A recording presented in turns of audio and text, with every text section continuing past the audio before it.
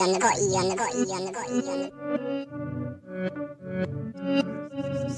to your mind.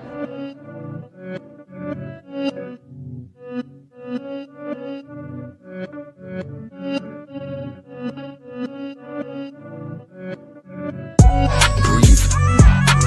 I stay quiet as I light on my loud light. Breathe. I balance diet, I'm just trying to get my pounds right. Breathe. I stay quiet as I light on my loud light. Breathe. I balance diet, I'm just trying to get my pounds right. Shouts all on my team, I need more than a mattress support in my dreams. Could grab a few Z's like I'm falling asleep, but I don't wanna wake for the morning. Grief, breathe. Tears drop to the form in the sea. A broke heart, but it's worn in my sleeve.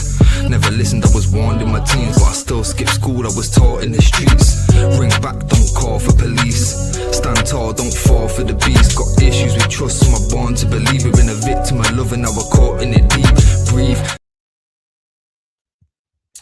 Yes, people, what's happening? What's happening? It feels like it's been a minute, you know. But yeah, listen, we are back, obviously, for our all-time 11. This time, we're stopping off at Portugal. I ain't gonna lie, this hay fever's killing me, but yeah, we'll just get on with it, man. I think I've had like about 2 tablets today. I know it's 1 a day, but I thought let me pop 2 of them. Yeah, it's not working. So if I keep sniffing, listen, it's just the hay fever, man. There's no sort of other stuff going on. But yeah, look, I hope everyone's doing well. What are you saying, Fitz? You all good? Yeah, man, same old same, innit? Same old same. It's been a long fucking week, I tell you that much. Yeah, But, I hear it, man. whatever. You and me both. You and me both, man. As I said, man, Thursday was a nightmare for me, man. Just recovered. I ain't gonna lie, but is what it is, isn't it? You know what I'm trying to say. But it's good. You know what it is for me. Yeah, it's good to get on my own platform, yeah, and have conversations on football because you know on Thursday it wasn't that. You know, it just wasn't that, and as I said, man, yeah, it's just good to have proper footballing conversations because I don't think there's too many people out there that want to have that. You know what I'm trying to say? So, but yeah, other than that, man, I'm all good. Obviously, weekends here obviously does fly around quick, but yeah, man. Apart from that, all good, man. Big up to Baz One Diva as well. Big up Gavin Fitz. Nice to see you back doing great things. Yeah, no, listen, appreciate it. I do appreciate that. Yeah, as I said, man, just to keep working in it. Big up to Foxy Danny as well. Says, hope you're both keeping well. Yep, all good, man. All good. As I said, yeah, we still got. Is it another 3 we've got in terms of the all-time 11s? Well, what have we got after this? We got Italy. So we got to do Germany, remember, as well. Yeah, Italy, Germany, and Argentina. Yeah. I think that's so. Yeah, we got another 3 guys to do: Italy, Argentina, Germany. We was hoping to do that before the World Cup finishes. But yeah, we ain't gonna have time for that. I don't believe, but we'll still get it done anyway. But obviously, it's gonna be after that. And again, obviously, France playing England tonight at 10 o'clock. And we are going to discuss the fallout from England's World Cup semi-final against Argentina because there's a few things that I want to see. And also, we are going to discuss the Man United news as well. So once we get through our all-time Portugal 11, yeah, we're going to go on to both of those issues there, innit? Because there's a lot of nonsense that I've been seeing lately, really, you know. So yeah, we'll get into that. So listen, let's get onto it now anyway. So obviously Portugal's all-time 11. So as you guys can see, yeah, it's from 95 to the present day.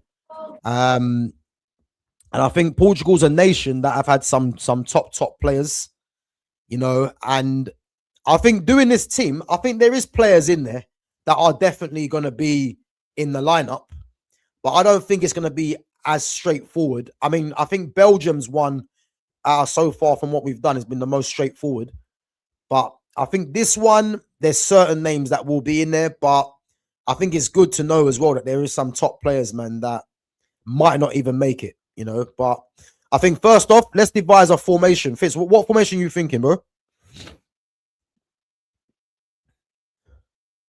You're mute. Yeah, I just clocked it. Fucking hell. But yeah, so once again, I've not got my book with me. So Yeah. off the top of my head, I can't really think of like a vast like choice for fullbacks, but I can think of a handful of centre backs. So it'll probably be three at the back for me. Three at the What are back. you thinking? Yeah, but what are you thinking? Because I know you've probably actually got your Nah, research. bro, we can't do three at the back. Nah, we can't do three at the back. I'm I clearly think you're forgetting forgetting the people, fullbacks. aren't I? I'm clearly forgetting someone, aren't I?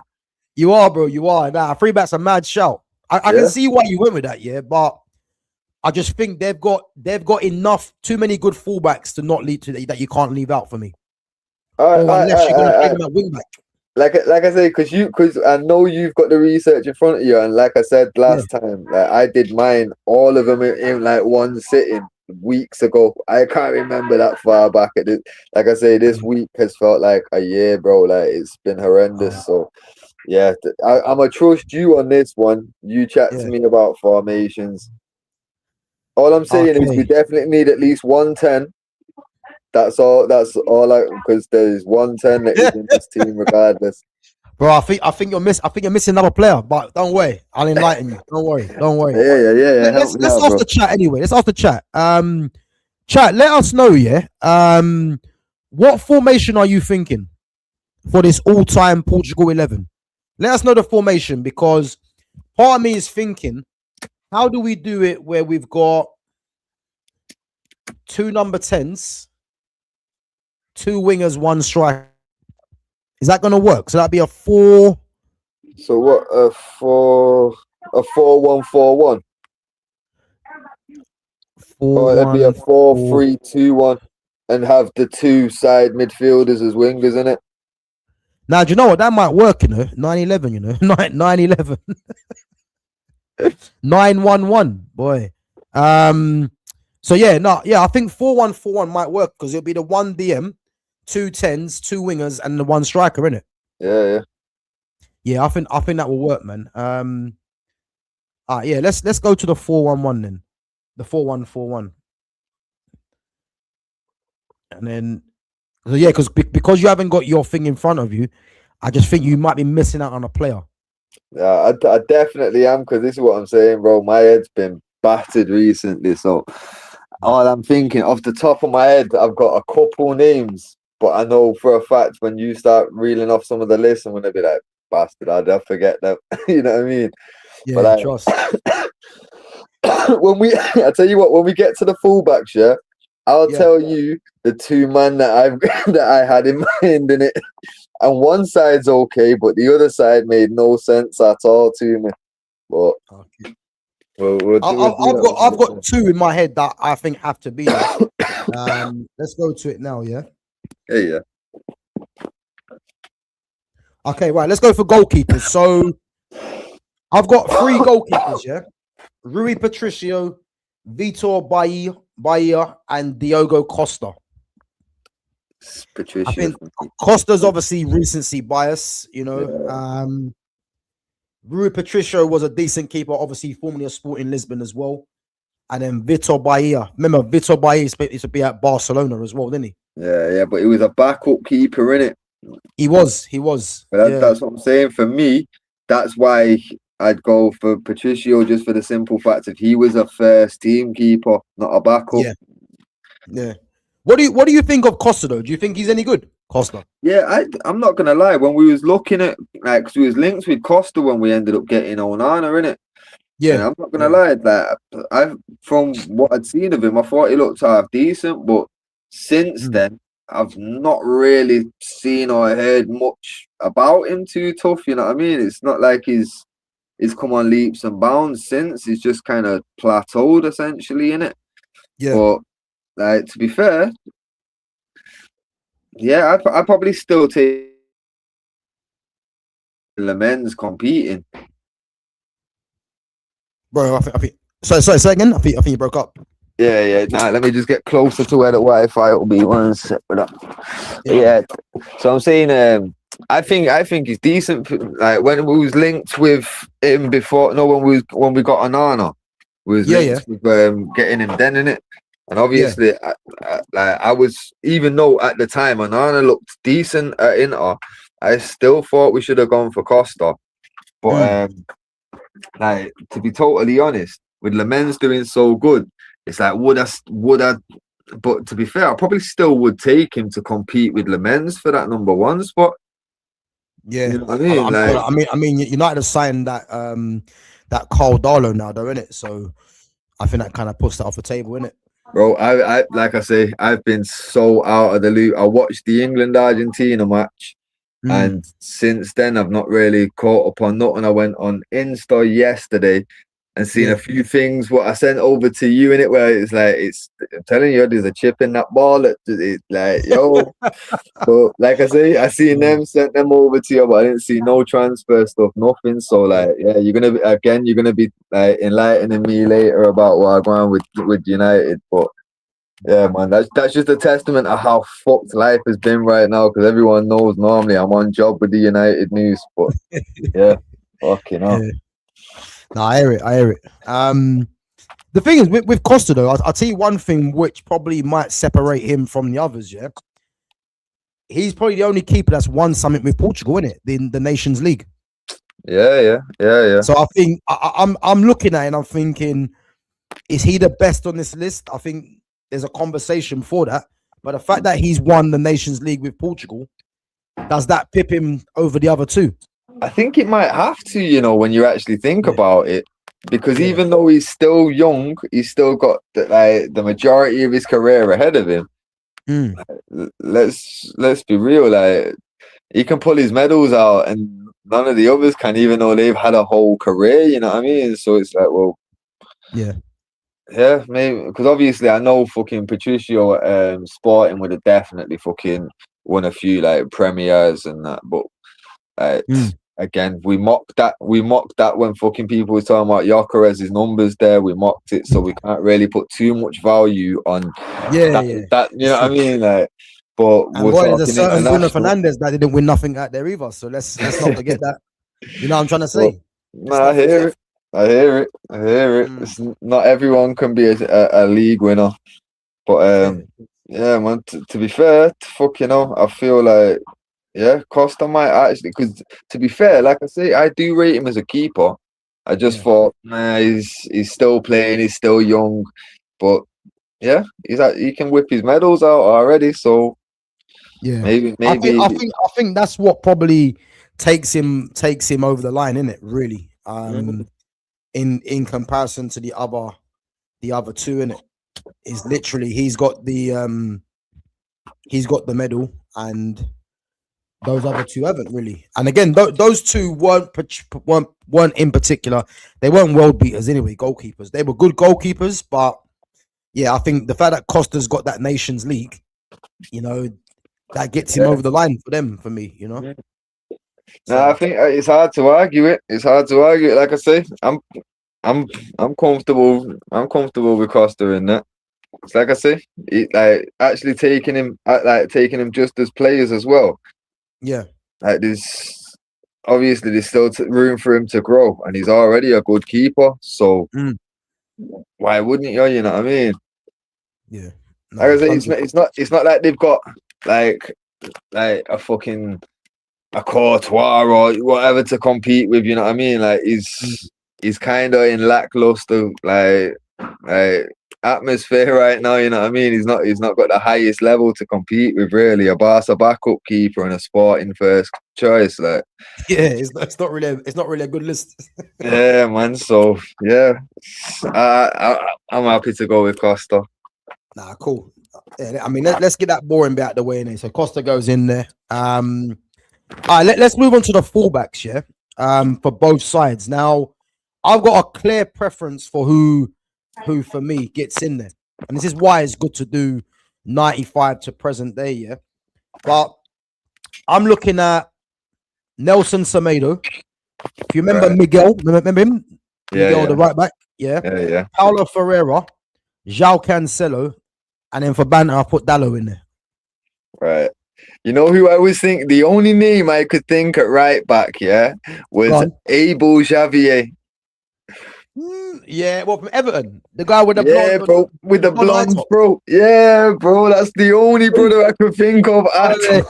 That's why I was like, three at the back. Fuck it, why we can't waste. Abel Javier. Swear down, bro. That was the only name that I could think of off the top. I'm like, yeah, fuck that. Three at the back, in it. Three at the back. I hear it. Abel Javier, yeah, man. I'll be honest with you, yeah. He didn't even cross my mind. Bro, but that's why I was like, yeah, three at the back. Fuck this. Like, I can think of some on the left, but that right, it's not worth it. Fuck it. Yeah. All right, let's go to the other side, and we'll pick a pair. Yeah, because I said to you, I know who my pair is gonna be, but I want to see what you think as well. Yeah.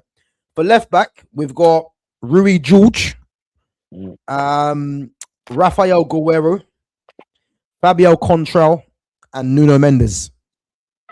For me, it's Contral on the left. That's what I was thinking initially. No way, Contral, yeah. Yeah, bro. Hey, okay. Really? I liked him. He was a good player, to be fair. Obviously at Real Madrid as well. Yeah.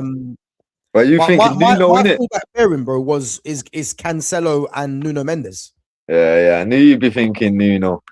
But yeah. Cancelo and Mendes. I think Mendes for me is the best left back in the world for me, man. And not so much for like because his ability is very good. You know, his ability is very good, but he's got that pace, he's got that power in it. And for me, I think he's the perfect modern day fullback in it. So and the thing is, I like Contral, but I just think that Mendes offers more than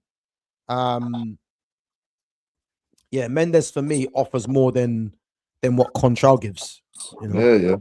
And to be fair, on the right, Cancelo, like, is the best option on the right anyway, in it. So like, there's no dispute there. But for me, like I say, it's personal preference why I go Contral. But again, can't really argue, because I've even agreed with you that like Hakimi and Nuno Mendes are like we was talking fucking Carlos, Cafu, and then after that it was Marcelo and fucking like the modern day, the two best. It's them two in it. So it's not like you saying nah, fuck Contral, and you're coming with someone that's a bit of a what you know what I mean? Like you're coming with the current present day best in the world in that position. So again, can't really argue it, bro. Yeah. So what? You happy to go with Contral? I mean, with Mendes and Cancelo, yeah. Yeah.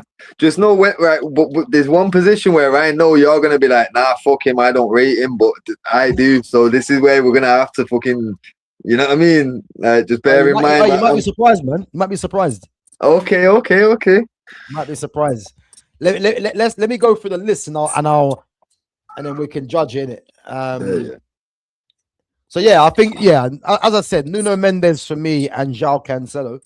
I think as a pairing for fullbacks, I think those two are arguably, and again, I'm not saying they're the same level, but I look at those two as my Dani Alves and Marcelo. Yeah. You know what I'm trying to say? And again, they're nowhere near the level of both of them. But when I say nowhere near level, they're good in their own right. But Marcelo and Dani Alves were ridiculous. But I look at them two as a pairing, as the closest to, you know, of a pairing that's out there, really. I hear international ones, you know. So yeah, man. I think Mendes and Cancelo in there. That's good for me. Let's go to the centre back pairing then. So I've gone for Fernando Couto, Ruben Diaz, Pepe, Carvalho, George Andrade. Remember him? Yeah. And Jose Font. Well, for me, out of that list, it's Pepe and Carvalho in it. Yeah, that's exactly where I was going. That's that, and that as a pairing, I could see working real well as well. Like, especially with what they've got out wide with them. Like, I think that would be a nice back four. You know what I like about that centre back pairing, is those two players there can both afford to be aggressive, knowing that you've got pace in the fullback area. Because Cancelo's not as quick, obviously, as Nuno Mendes, but Cancelo can still shift. You know what I'm trying to say? Yeah. And to have those two, yeah, that are both leaders, both aggressive. You know, I'll go as far and say that's probably one of the best defensive pairings as a four that we've probably done at the moment. Yeah, because like there's some strong ones for like name value, but when you actually think how it would work on the pitch, yeah, this could be one of the strongest. To be fair, yeah, man, 100%, 100%. And the thing with Pepe as well, I actually think Pepe was quite underrated. Yeah. No, because obviously when like at Madrid, he was next to fucking Ramos, and Ramos was always going to get most of the limelight in it. Yeah. Obviously, Spanish as well. Like yeah, man. Fucking obviously, he's in the Spanish league. He's not Spanish. He's Portuguese.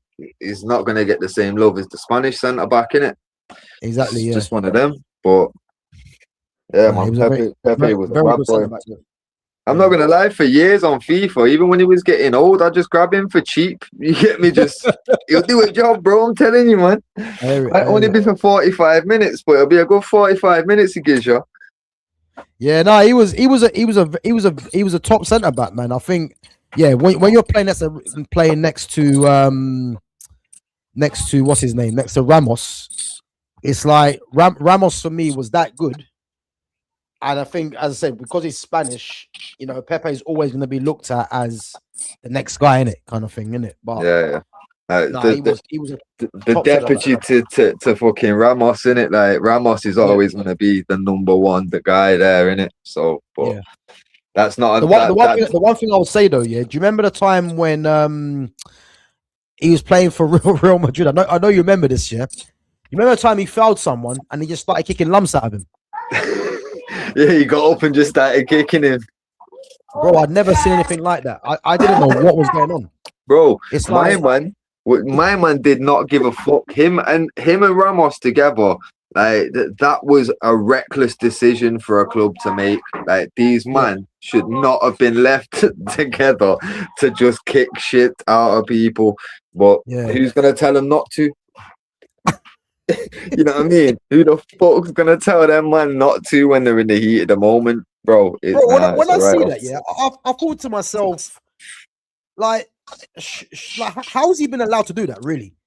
Bro, well, the rule book would say you're not, but the referee's not gonna have the bollocks to stop him at the moment. You know what I mean? He's gonna have to wait until he stops and then deal with a card after it. You get me? But the ref ain't gonna try and do I'm gonna dive in and stop this shit. Fuck that.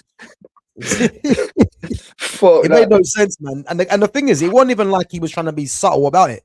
The guy was just literally trying to take his head off. He snapped. Yeah, he just snapped, innit? Well, that's what I'm saying, bro. Fucking man. And he had the cheek to complain as well afterwards. Bro. That's the funniest shit when you watch them old school ones, yeah. Like fucking the amount of times I've seen like them Vinnie Jones tackles and shit, and a man complain at the yellow. I'm like, bro, you got a yellow. What the fuck are you complaining about? Like, that was assault. That was GBH on a football pitch, bro. Like, mad. That happens, isn't it? All right, let's move on to midfield anyway. Yeah. So we got a DM and two number 10s. So. Again, the midfielders that I've got in here, yeah. So, actually, no. Okay, you know what? Let's do the midfield together. The DM and the two 10s, yeah. Yeah. So, I'm working with So you got João Moutinho, Vitinha, Rui Costa. I put Bruno in there for banter. Deco, Ruben Neves. Well, straight away, Deco and Rui Costa, without a doubt, they're the 10s. You're damn right. Don't let me down. And then for me, if you want to go to the DM, I'm probably gonna go Vitinha, you know. Bro, that's exactly same three. Yeah. And I actually think that three there. That is a great balance because you see the fact that we've got Deco in the 10, yeah? Deco can easily drop back and play slightly a bit more deeper, or Rui Costa. But the reason I like those three is because that reminds me of the Spain three. They can all keep the ball. Yeah. Yeah. And then you can afford to have pace in the wide areas because you got three in there that will keep the ball. Yeah. You know what I'm saying? No, 100.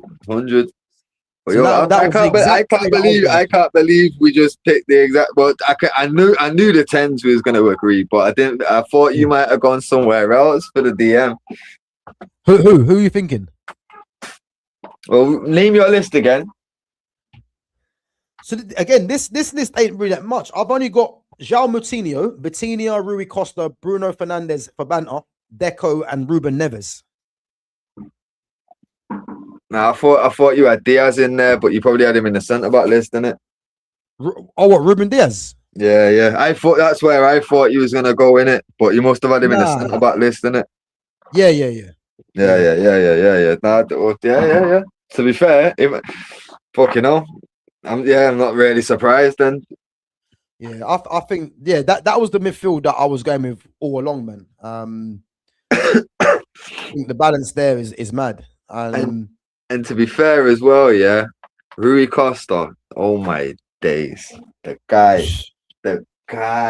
I'm telling you now, man. Like I've so many different career modes I've had that guy on, and every single time he's been the guy. You know what I'm saying? Yeah. Like, bro, you know what it is now. Yeah, you know what it is because we're gonna touch on it in after we've done this anyway for England. Yeah, but when I've seen number 10s like Rui Costa and Deco as well, because Deco's someone that even myself sleeps on as well. Yeah, and again, before anyone tells me, oh, but we're in a different era, this is why you have to hold the standards up very high, because some of the players that are rated in this era of football, I genuinely feel, are people doing it for clicks, doing it for banter, or is their level of knowledge of football that low to not see that we've seen players like Rui Costa and Deco, and some of the players that we have to be listening to that are earmarked as the top players.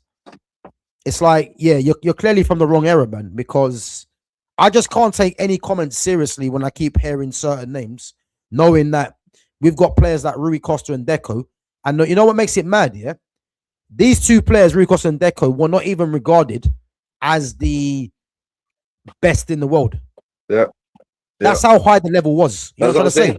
These men were men that everybody knew these guys are cold, but they were competing with 10s like fucking Zidane and fucking Dino and that, and it's not gonna work out well for you when you're competing with the top of the tops. You get me? But bro, when you've got fucking Deco, I'm not gonna lie, when he went to Chelsea, because I'd had him in so many LMAs and that, I was devastated. I thought Chelsea were about to go on the maddest dominant streak. Like, bro, fucking, because like I say, you sign him on LMA back in the day, bro. This guy was constantly contributing to numbers. You know what I mean? His assists were crazy. He had long shots for days. I'm like, yo, this guy is sick. As soon as I'm seeing that he's going to Chelsea, I'm like, oh my God, these men are gonna be such a problem. You know what I'm saying? Bro, the thing is, how much they even get him for as well? Bro, it was like 18 mil or some shit. Bro, it was ridiculous. Like, oh, bro. There was fair signings that they made where you like don't know who that is, or fuck that won't make a difference. But I seen a Deco and I'm like, oh my God, that's gonna be a problem right there. Like, what a player, man. As I said, Deco won the Champions League with Porto, you know, and bro, look at that Porto team, man. They had man like Manish, Costinha, Derley, Carlos Alberto. Like, these guys weren't household names, but the one difference was Deco, and that's how Deco got his move. Remember, let's not forget, Deco was at Barcelona. He's at Barcelona now, actually, as part of their director or whatever role he's in. He's the one that deals with all the transfers now. And this I'm trying to say to you, bro. This guy, was so good, but he was not even looked at as one of the best in the world. And that should be the eye opener to anyone when you're talking about players in this era of football now that play in that same position. I just can't take this chat seriously because Bro. having seen like this, Bro, fuck this. Anytime anyone wants to talk to me about a 10, just remember JJ Okocha made a free transfer to Bolton Wanderers. Yep. Yeah? That's how many world-class 10s there were out there that JJ Okocha was able to make a free transfer to Bolton Wanderers. Ridiculous. Fucking ridiculous. Like, the game's gone. The 10s don't even they can't they're not even the same position anymore. It's just you know what I mean?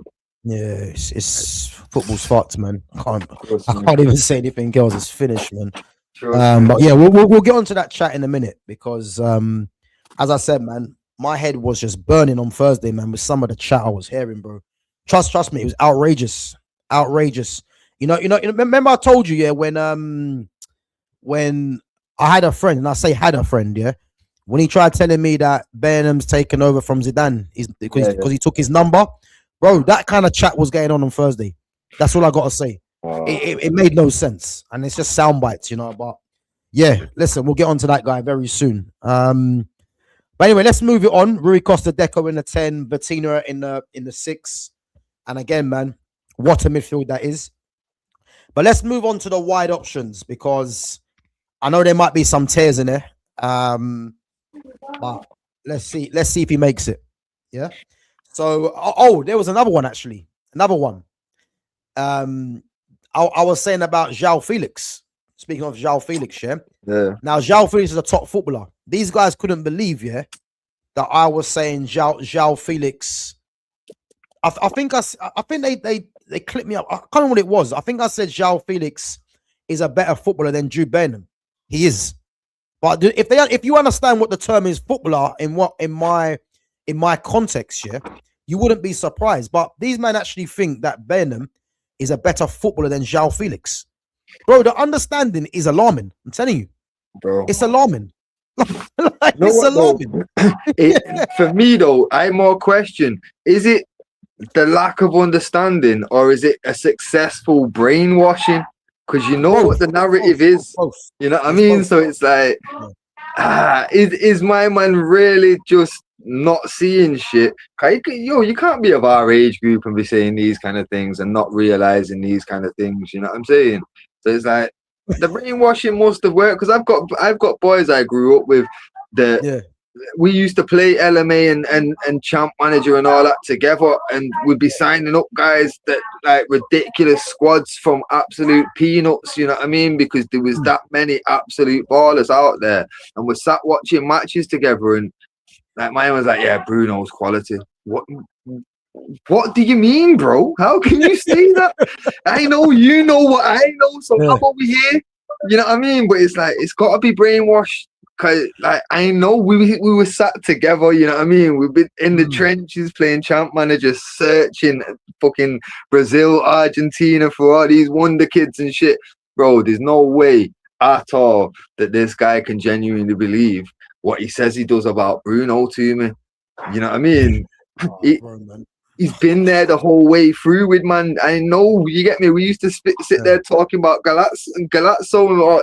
Like I know he's been there the whole way through the same experience, but somehow he just believes. It's definitely brainwashing, man. Because the funny thing is, yeah, it makes when you're talking to people about certain players, yeah, and they just don't get it, yeah, it makes you think to yourself, "Raw, am I the mad one?" Like it makes you think that because I can't understand some of the crap that I'm hearing about certain players, and it's like, yeah, you clearly didn't watch the game, man, or you clearly don't know what you're watching. I'm having a man tell me, that Burnham's a better footballer than João Felix. How? Well, because João Felix hasn't lived up to the hype that was given to him, the mentality. I hear it, but if you understand the wording in football, because that's the game that we're watching, you wouldn't have the audacity to tell me that Burnham's a better footballer than João Felix. Like I just don't understand that kind of opinion. It makes no sense. I genuinely think it's because these men listen to the commentary If you listen to the commentary, they will try to make you believe that. Like we sat there and we was like, how you hear how they're trying to gas up Bellingham fucking plays into the box and all this kind of like just crazy shit. But it's like, well, these man listen to the commentary and think, oh, Lee Dixon's saying it. Like, you know what I mean? Ian Wright said it, like, bro. These man are paid. Oh, bro. wait. Let's focus on this, yeah. We'll get onto that after. Because yeah. You see all them guys there, yeah. Yeah, listen, we have to get onto them, and because these things have to be called out, man. Because one thing for us on this channel, yeah, is we're not fooled by the media. That's one thing, yeah. So let's just focus in on this Portugal team, and we'll get straight onto that after. And guys, if you got any comments or anything you want to say about the England and Argentina game afterwards, then let us know, because you know it's almost like we didn't tell you this was going to happen, you know. But anyway, let's go on to the wide men, yeah. Bernardo Silva, Luis Figo, Nani, Ronaldo, Quaresma, Simão Sabrosa, and I've put João Felix in there. I'll tell you the truth.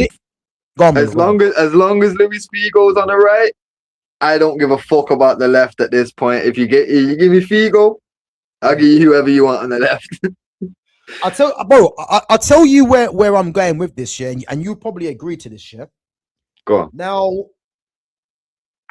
we all know, yeah, Ronaldo's going to make the team, yeah, because as much as I think he is massively overrated from a football aspect, yeah, you cannot deny, obviously, what he's done in his career, innit? You know, but remember when we clearly said, yeah, if Ronaldo plays the majority of the games for Portugal in this World Cup, Portugal will do nothing, because he's not a natural striker and he's only in the team to put the ball in the back of the net. But he's actually going to be a detriment to the team when they play up against anyone that is decent. You saw that against Spain.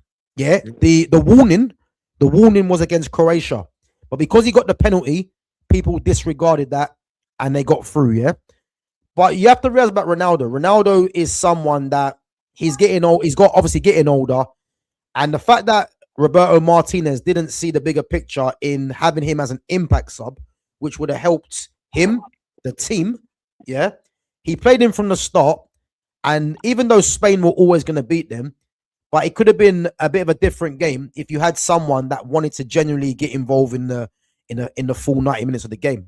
Yeah. Now, just based on this team now, yeah, because we are going to put Ronaldo in, but we all know Ronaldo was more effective from the left. Yeah. Yeah. But the way that I'm looking at it, I'm looking at Portugal's strikers, yeah. And because I think there's another player that I think should be in there, even though I don't agree with where he was playing. But I'm looking at Pauleta, Nuno Gomes, Helder Postiga, Andre Silva, Nelson Oliveira, and Gonzalo Ramos. Yeah. So do we put in any of those players at the expense of Bernardo Silva? But so you thinking put Cristiano up front instead of on the left? Yeah, because I'm thinking, is there a way we put Bernardo Silva and Figo? So Bernardo Silva, Figo, and Ronaldo.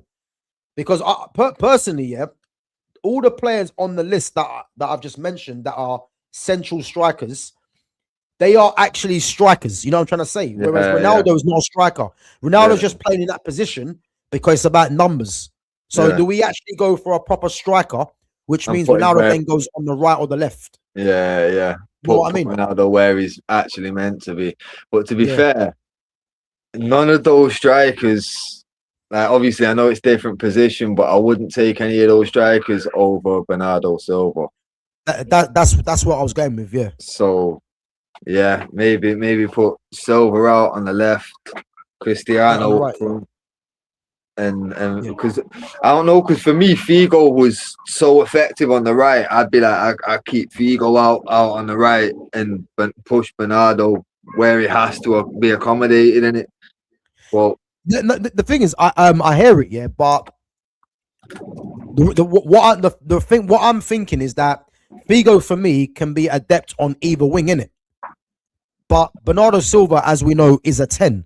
But it's like Bernardo Silva, if we're gonna play him out on the left hand side, there's no point playing him there. You know what I mean? What about throwing So if you're gonna put Figo on the left, why don't you push Deco out onto the right? Nah. Deco on the wing? Nah, man. Bro, I'd rather leave one of them out. I hear it, but that's what he had to do at Chelsea a lot of the time.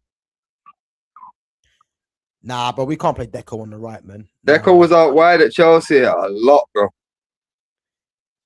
Yeah, I know, man, but I just listen. To me, Deco should be in the middle, but obviously, if you're saying Bernardo Silva would be most effective as a 10, we can push Deco out on the right.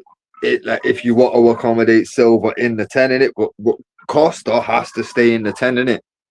Yeah. You know what I'm saying? But like obviously, Bernardo is effective out on the right, same way. So if you prefer Bernardo on the right, Deco in the 10, put Figo out left. Yeah, fuck it. At least we're getting, like I said, bro, my mantra and all these has been we have to get the bad boys in where we can. You know what I mean? So if that's how it works best, fuck it. You know what I mean? Because the thing as well though, yeah, this formation, yeah, it actually requires like wide players that have pace, really, yeah.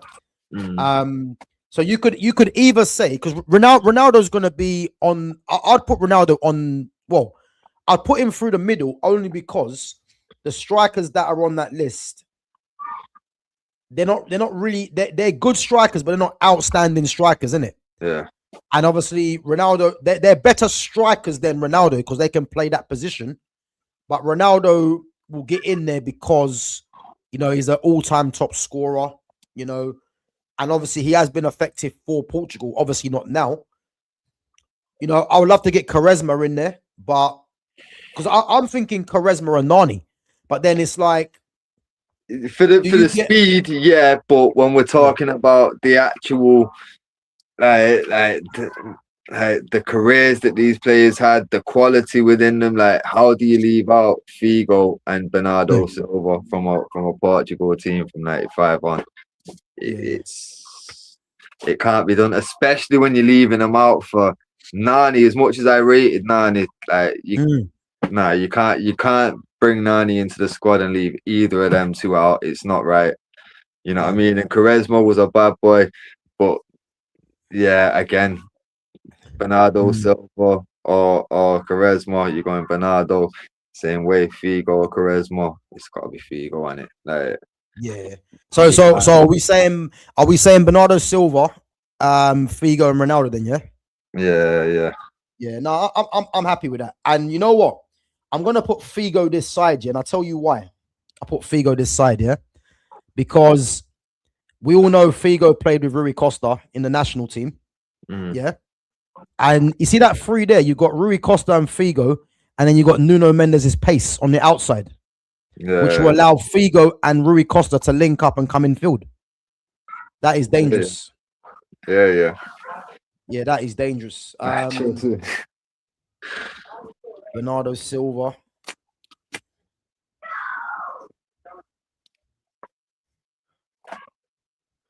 So and then Ronaldo gets in for the striker. But I want people to be aware, yeah. If Portugal had any serious strikers, just letting you know.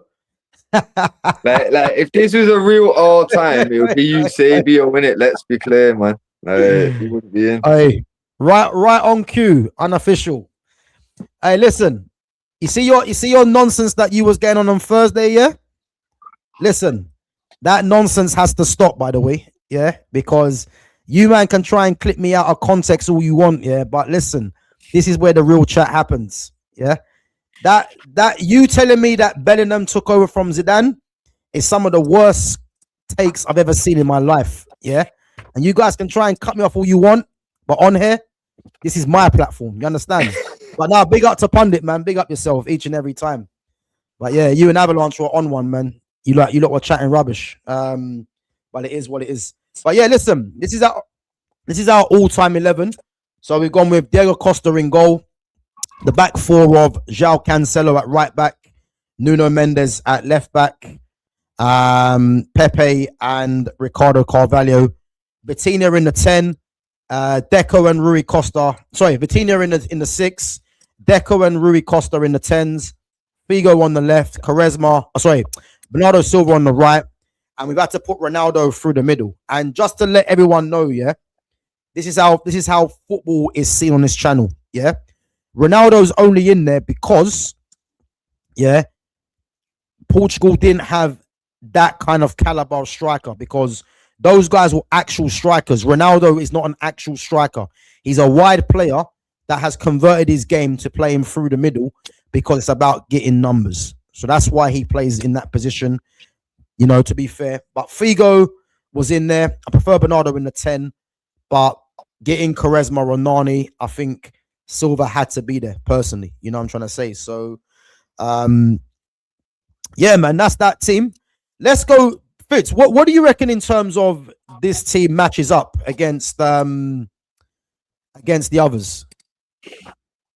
Well, to be fair, this is actually a pretty strong team. Like, Yeah. The only thing is, it's very dependent on the attack working. You know what I mean? Like, Yeah. And obviously, I know the back four is good, but like, say for example, if these men are going forward and like you're saying, say Mendes is using his pace so that like Figo can push in and what, so he's up forward. So now suddenly on a counter, these can get punished in it, but they could also dictate a game because of that midfield three, and obviously they've got firepower there. Like, there's a lot of creativity in that like top four in it. Obviously, Cristiano knows how to find the back of the net in it. So yeah, like it's one of them where it's either gonna really work or they're gonna get punished in it. But I do think that these could bring it to like a Holland. But that's what I'm saying. Like Holland, they seem to be a bit more well-rounded, balanced in it. Like this is very like the tactic of this formation is going to be very much we need to outscore them in it. And it all depends. But I would say this is I'd say this is definitely not the weakest, because for me so far Belgium's probably the weakest. But I'd probably say this is probably around England's at least. You know what I mean? Like, I reckon this team could beat England's team, because England, like for me, England's thing, like the wing backs like to get like the fullbacks like to get forward, and we've got fucking Gaza and Bex in like midfield three that will come out wide if needed and shit. And like it's very like attack minded that we like that England team could easily get punished on the counter same way, innit? So I feel like this is around about that England team, and to be fair, going player for player, it might even beat the England team. You know what I mean? So I think in terms of Brazil and France, this team's nowhere near Brazil and France for me. Holland and Spain, I don't think. Oh, sorry, yeah, Spain. It don't beat Spain for me. Yeah, it don't beat Spain for me either. So yeah, we're looking at England, Belgium. Yeah, bro, I think England and Belgium, I would probably say. Yeah. Let's do the comparison. But before we get into that, yeah, big up to Clement says, who are the top 5 10s for you in the world right now? Yeah, and you know why I like this question is because I don't think too many people understand that there ain't many teams that play with 10s around the world. And it's what I'm trying to say to you, like this notion of this number 10, is a thing of the past now. There's not number 10s really like that out there. You look at the Premier League, who are the teams that play predominantly with a number 10? You'd probably say Man City have got Cherky and Foden, but are they both playing regularly in that position? You'd probably say no. So I'm focusing on teams that play predominantly week in, week out with a 10, because you'll find out, there ain't many teams. So who are these players competing against? Liverpool don't play with a 10. Florian Wirtz is a 10, but plays more out on the left-hand side, if anything, Then you've got Arsenal. Odegaard, is more of an 8, but you could say he might play in a 10, but I look at him as more of as someone that plays more in an 8. Eze's a 10, but is Eze playing there regularly? He's not. Chelsea, Cole Palmer, you could say, has been playing regularly in a 10. And that is it in the Premier League, apart from you're looking at Bruno Fernandes, who again is an 8 that plays more as a support striker. So you're looking at Bruno, you're looking at Emil Smith-Rowe of Fulham, Gibbs White of Nottingham Forest, and then you're looking at Kiernan Dewsbury-Hall. Those are the only players in the Premier League that, and Cole Palmer obviously, that predominantly play as a number 10, you would say week in, week out. Then if you go to Spain, yeah, Spain don't really have a number 10 in the Spanish league, sorry. Barcelona, you might say Dani Olmo, Fermin Lopez. But again, neither of those two are playing regularly week in, week out as a number 10. Real Madrid, again, Jude Bellingham's a number 8, box-to-box number 8. You could probably say he's playing as a number 10. Yeah. Atletico Madrid, Julian Alvarez is a 10, but I think Alvarez more or less plays as a 9/10 for Atletico. Yeah. PSG don't play with a 10 because they play with a 3 in midfield. Bayern Munich don't play with a 10. Well, Jamal Musiala, should I say. So again, the kind of list we're working with, yeah, you're either looking at youngsters or you're looking at players that are, for me, not the level. So to answer that question, who are the top 5 10s in the world for you right now? I don't even want to answer that because the level of players that are playing the 10 is shit. And this is the point I'd prefer to get asked, like, name your top best, like, 5 10s ever, like, you know what I mean? Yes, that's my point. But to answer that question there, yeah, it's not enjoyable because there ain't number 10s really like that anymore. And the game is going away from the actual number 10. So, you know, people out there will start telling you Bruno and Jude Bellingham. If people think Bruno and Jude Bellingham are the number 10s, the best in the number 10s in the world right now, football's in the bin. It's in the bin. You know what I'm trying to say? So, would you take current Messi in this Man United team? Bro, I'll take Messi. Pause on that one anyway, yeah, because that's cool, man. Now I ain't gonna lie. Hey, Clement, well done, man. You called me out on that one, Clement, man. You called me out on that one. Yeah, pause on that, yeah. But listen, Lionel Messi is one of the greatest players you'll ever see. It's just that simple. Like, I don't want to hear no Ronaldo and Messi talk no more because Messi's clearly shown you at 39 years of age that he is the decisive player in the world still. Although, as much as I rate and respect Messi, don't tell me this World Cup has convinced you of shit. Did you see that curl thing that I sent you on Insta? I've seen it. Come on, bro. I'm telling you, like, there's no fucking way that ball's not controlled.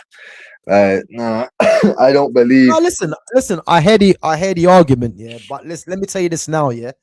You see, Lionel Messi, that game against England the other night had nothing to do with fixing or anything. No. But hear what I'm saying though. When you look at it, like, obviously, because we're into this bit now, innit? We're talking about the World Cup stuff. So, like, I seen a thing the other day about there's been something like 9 goals that have been ruled out through VAR through a foul in the build-up or whatever that have all gone in their favour, and there's been fucking 3 that should have been checked that were checked and cleared that fit the same criteria that were allowed, and they were all for Argentina. Like, bro, it's not a coincidence. Then there's some shit about they're trying to track last World Cup's winnings, like where the money went, and it's been getting like fucking rinsed through bare different companies. Like, it's not going where it should be, basically, in it, the funnel in it. But they can't prove where it is or where it's been going or anything. Like, it's just like, it's a myth. There's bare fucking issues with Argentina's national team, and it's all starting to leak out now. I'm like, bro, it's not a coincidence that these shady men in a country right now for a tournament where their star player plays and has made it his job to make this league like grow. You know what I'm saying? Like there's reasons. Bro, hear me out on this though, yeah, because I hear what you're saying, yeah. But do you like? Because what I'm trying to say here is, for me, the fact that Messi is just that good, yeah. Has there? I don't believe there's been any influence on Argentina going all the way. In the sense of, I mean, because what Messi's done in this tournament has nothing to do with anything being set up for him. That's my point. You could say harsh penalties being given or whatever. You're not seeing he had like 2 red card offenses that he should have been done for. Yeah, but no. I heard that. So yeah, but you can't say that he's not. He's like, bro, he shouldn't have been on the pitch for multiple games. Like, of course the refs have favoured him. Of course, when he's gone down, like, bro, you're not seeing it. He's gone down for fouls and acted like he's fucking injured. He'd been shot, bro. No one's touched him. When people are looking at all these different replays, there's no contact, and he's getting given it. There's no. Yeah, but I'm looking at it, Fitz, though. Yeah, to me, yeah, that's taken away from Messi, though. You know what I'm trying to say? Because I don't want this World Cup to be about Messi's. It's everything's in favor of Messi rather than just looking at how good he is as a player. At 39 years of age, bro. But that's the thing, though. That's the shame about it. That's what it could be, but there's too much going on around it where it's like. It's like, yo, like you were saying, fucking at the end of the season, there's now an asterisk on the Arsenal win, this, that, and the next because of all the referee shit.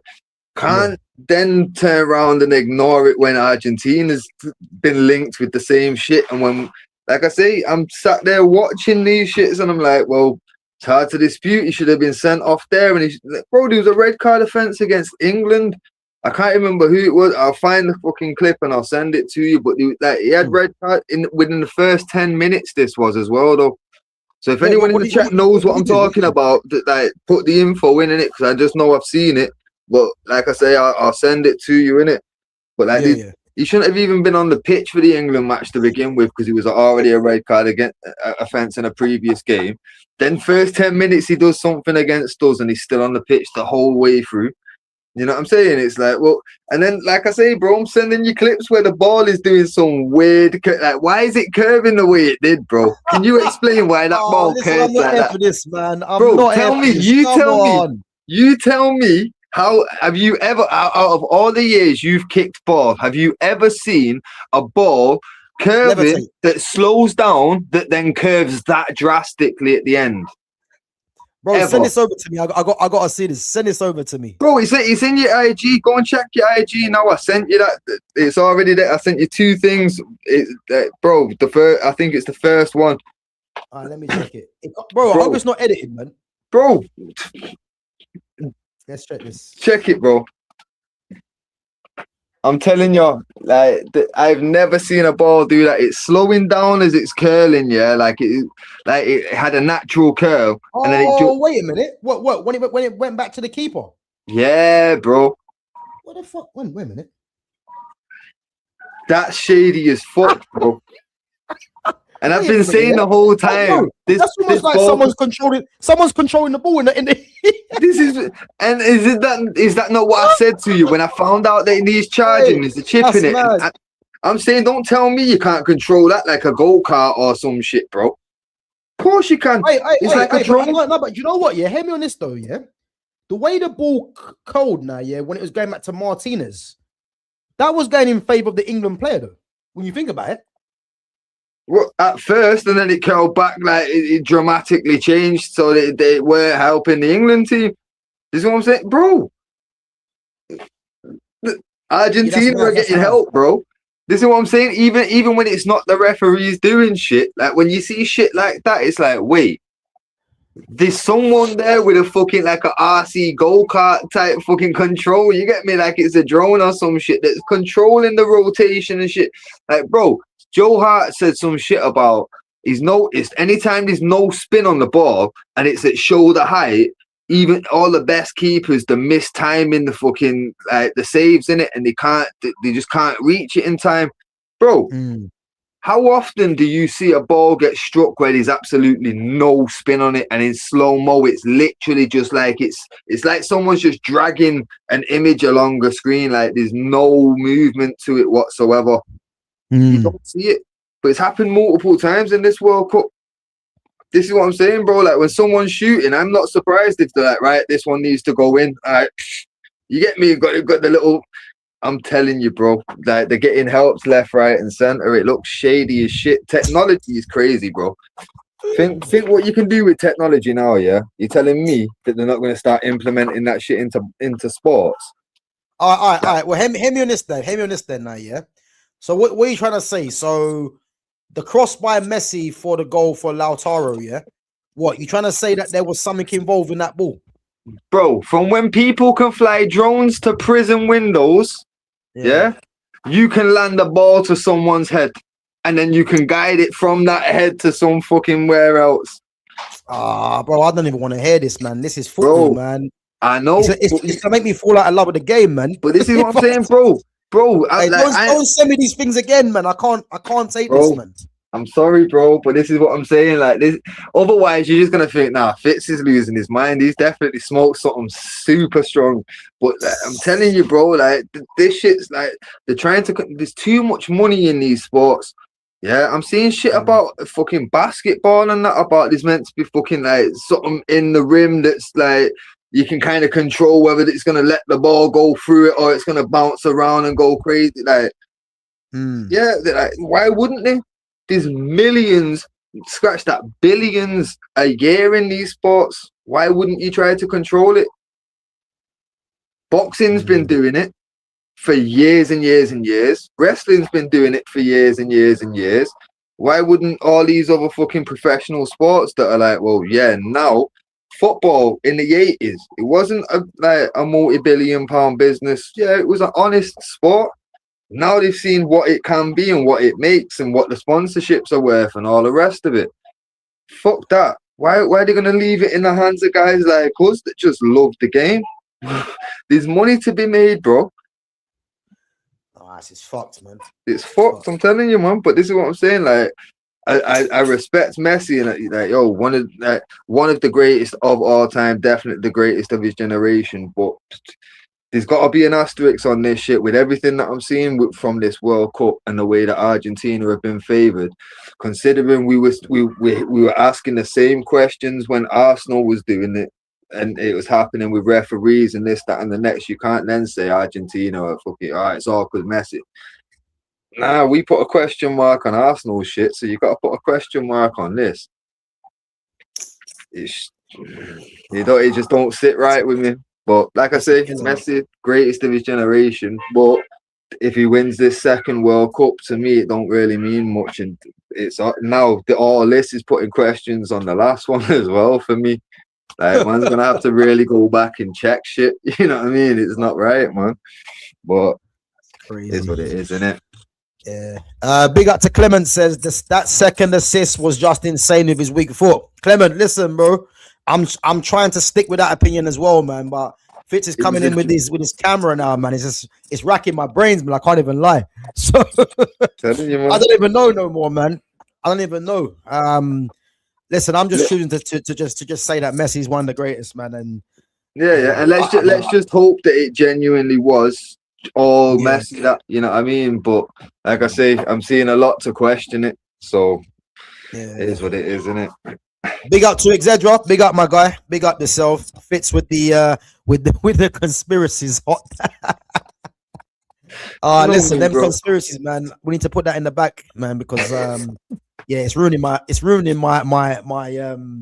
belief in football, man. I knew football was shit, man, but if all this is going on, something needs to be done, man, because some of these players that we're seeing now, that are getting hyped up, and all this camera stuff in the ball,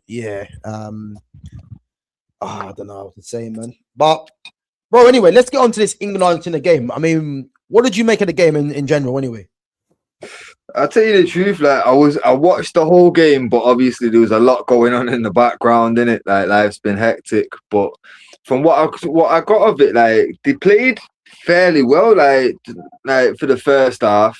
And up until they got the first goal, and then obviously when I started noticing the subs he was making and that, I'm like, hella defensive. Like, why would you just sit back? Like, I noticed like Rice wasn't having a particularly good game, but like again, you can't really like put it on any one or two specific player. But yeah, the fact of like going so defensive, like the one thing that stood out to me was how the fuck did Kobbie Mainoo not get a single bastard minute before we were fucking knocked out of the World Cup, bro? Bro, let me tell you this why, yeah. You see the culture of football in this country, yeah. The culture of football in this country is an absolute joke. And you see Thomas Tuchel, yeah, he's played right into the hands of that. Because remember at the start of the tournament, you know, what do we say? England have Tuchel has gone for pace and power, and as soon as they bump into someone, yeah, that they're not expected to beat, they're gonna get beat. I've been saying this the whole tournament. They're gonna meet someone.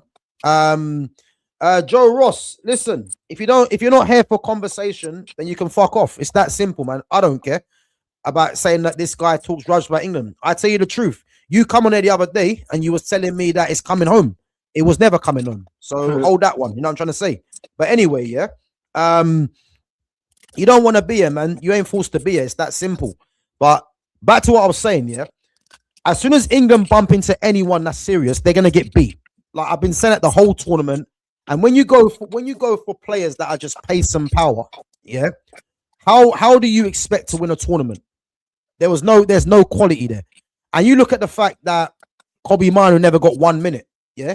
It's only because the perception of Kobbie Mainoo is that Kobbie Mainoo can't run. Because if you look at the way that Tuchel was setting his team up, yeah, that midfield three and then the whole attack, apart from Harry Kane, and obviously Harry Kane's the captain, they all have legs. So he clearly went with legs in the front part of the team, and that's ultimately what was England's undoing. And what I don't like here, Thomas Tuchel, for me, I don't rate him anyway. I've never rated him. And yes, he did set up England to be defensively and invite pressure. But what I don't like is the fact that there's too many people that are just too busy crashing it on Thomas Tuchel, you know. And all of a sudden now they're now realizing that he's German. You know what I'm trying to say? I don't wanna, you know, be sidetracked that Thomas Tuchel did make mistakes in terms of, you know, the amount of defenders he was bringing on. Yeah, but let's just face it. England have a bunch of overrated, overhyped, overpaid players. It's just that simple. England were never winning this competition because these pundits, the Gary Nevilles, the Gary Linekers, and all these other clowns, yeah, that just want to just lie to you in the media, that will tell you that Jude Bellingham's the best player in the world and England are the favourites, all this other rubbish, yeah? Where are these guys now that England are out? Because I'll tell you this for free, yeah? If England had played any of them top teams, yeah, earlier in the earlier rounds, they'd have been coming home a long time ago. You know what I'm trying to say? And you look at the players he's left back at home. He left footballers at home to bring just athletes. And the culture of this country, yeah, in terms of football, is in the bin. I'm having to listen to people tell me, yeah, that Jude Bellingham is an absolute world beater. He could become England's best ever player. All because, yeah, he got goals at a stage that no other England player has done ever before. But what they don't tell you, yeah, is the teams he's doing it against. Is he doing it against a France, a Brazil, a Spain, an Argentina? Is he doing it against them teams? Or is he doing it against teams that are minnows? That's what he's doing. And then all of a sudden, it comes to playing against Argentina, where you'd expect a Jude Bellingham with the hype that he's getting to step up and show everyone who he is. What's the end result? He was nowhere to be seen. But again, I'm not someone, yeah, that just says things for the sake of it, yeah. But I told you, as soon as England plays someone, and as soon as Jude Bellingham plays against a team that can nullify his strengths in terms of his running power, what else does he have? What else does he have? And the answer is nothing. You know, he wears number 10 on his back, yeah. I've never seen an athlete yeah, like Burnham, that is so poor technically, have number 10 on their back. Have you ever seen it, Fitz?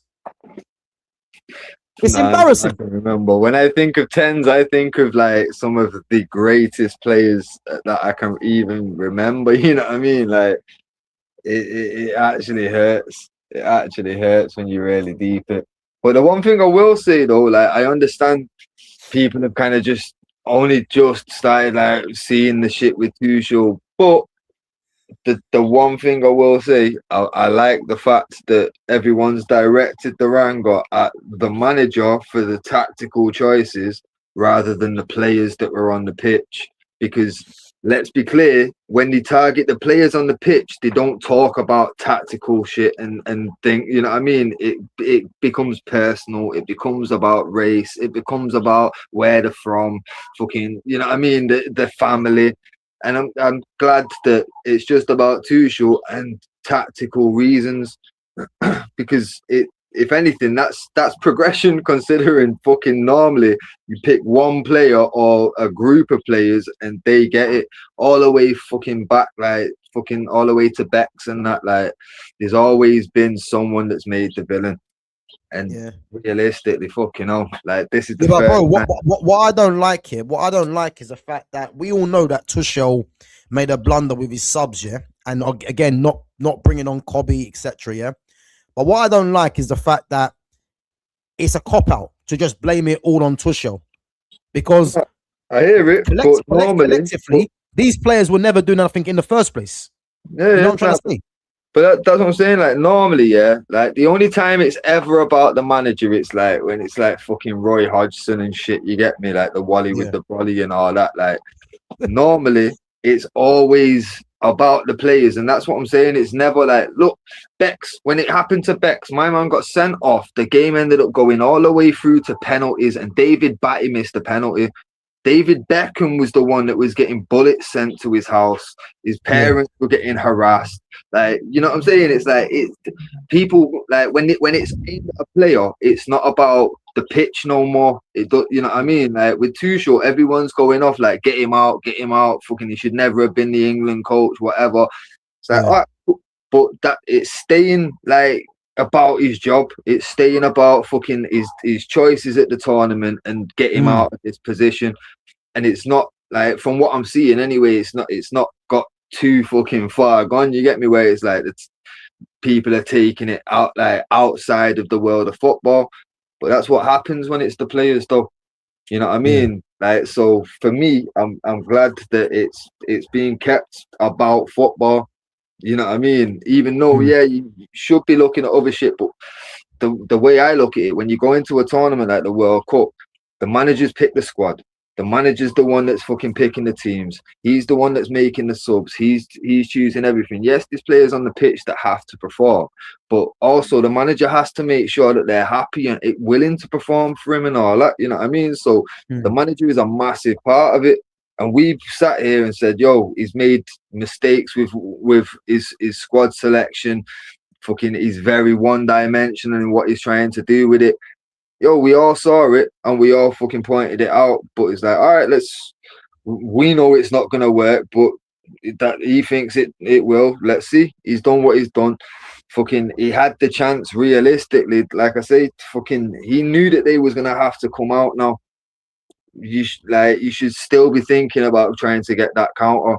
I seen a stat, something about after we scored, there was something like 15 passes attempted or some shit from England. And they'd had like 100 and something. I'm like, bro, that says it all. You know what I mean? It's like they weren't even trying. They wanted to hold that 1-0, and it's like that's not going to work. We seen Egypt lose a 2-0 lead in 10 minutes. You can't do this. You know what I mean? So obviously I do feel like he is majority to blame. Like obviously you can blame players, but again, who brought them players? Who put them on the plane? You know what I mean? I agree. I agree. For me, I feel like man are actually directing it the right way, because they could have very easily turned on, oh, what, Bellingham didn't turn up for the fucking final, for the semi-final, and it could have easily just turned into a fucking he's not one of us no more. You know what I mean? Like we've seen it. But what I don't like here is that it was all well and good, yeah. And again, I'm not getting away from the fact here that Tuchel, you could say Tuchel takes, you know, I would say 80% of the blame because he set them up to be defensive, you know, and then leaves on Harry Kane, Bellingham, and Morgan Rogers rather than putting on real pace in whether you're gonna bring on Madueke, Rashford, whoever. I understand that, yeah. But my point is, yeah, why is it okay for fans to start saying Burnham's got this amount of goals, Harry Kane, etc., and all of a sudden they don't show up in the semi-final, regardless of Tuchel's tactics, yeah. But there's no noise because best be sure, yeah, best be sure, if England would have won that 1-0 or got through, these same fans are hyping up Bellingham, etc. You know what I'm trying to say? That is what I don't like. I just like to have fair criticism. Like, just call it out. Benham was hyped up through this tournament. Yes, his mentality was good. Yes, he scored goals. But where was he in the semi-final? I don't want to hear about Tuchel's tactics because Benham was poor throughout the whole game. I hear it, but that's what I'm saying. Like, there was a few man on that pitch during the semi-final that they were having a bad game. But again, that's too short. What, like Declan Rice and Jude Bellingham straight away noticed that you're having a bad game. Why not make them changes? Why not make the right choices? Same way, you notice Harry Kane's not had a touch in their box. Get him off. Get Ivan Toney on. Give someone else a crack at it and see what happens in it. But like I say, the fact that when the goal came, it's like, right, fuck it. Everyone get right back, park the bus. No one's doing shit. Don't even attempt to do nothing. Just hold this lead. We've just got to see out the clock. Like, bro, you're asking for problems. I seen a clip of Cesc being interviewed talking about like the same like scenario about why he doesn't bring on a defender, because it's like when you bring on a defender, everyone thinks, right, the gaffer wants us to hold this. Yeah, and you start taking off your threats and you start sitting back and inviting pressure. But if you keep your team the way it is, they have to come forward, and that's where you've got more chance of punishing them. And then they start backing off and they don't want to come at you every 2 minutes. They're going to be more cautious as and when they're going to come at you. And now you can see down the clock a lot easier. And if they want to keep coming at you and they really want to try and get something, you've got multiple opportunities to punish them and get that second goal and dead off the game. It's bang on, bro.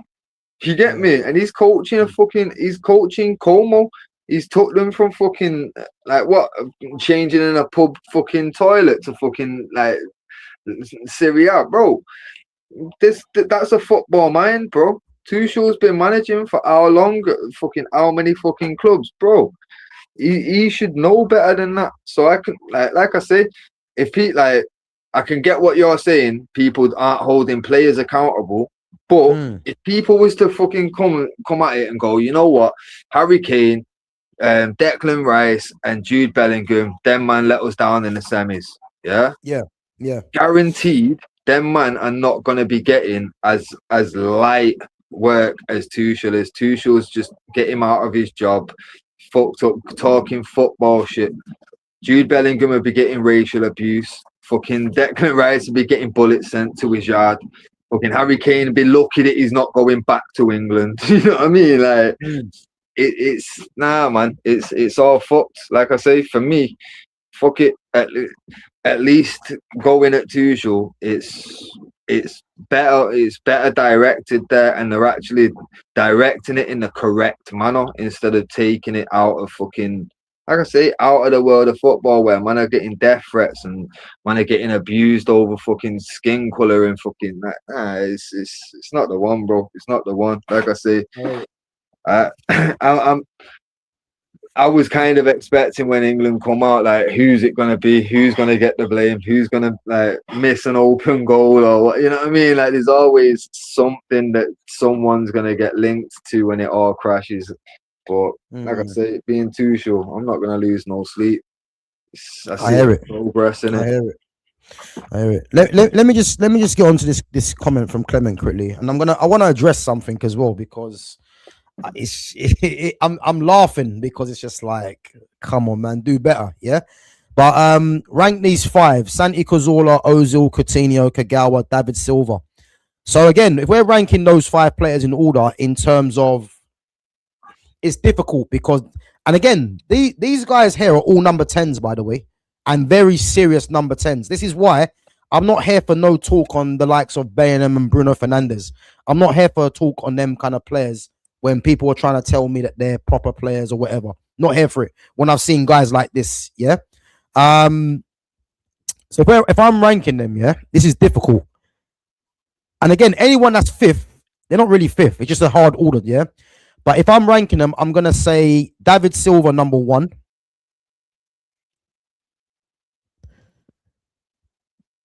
Philip Coutinho number 2.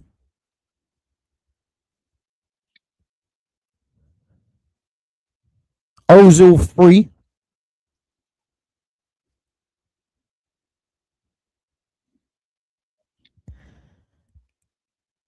Kagawa 4. Cazorla 5. And again, you see this list here.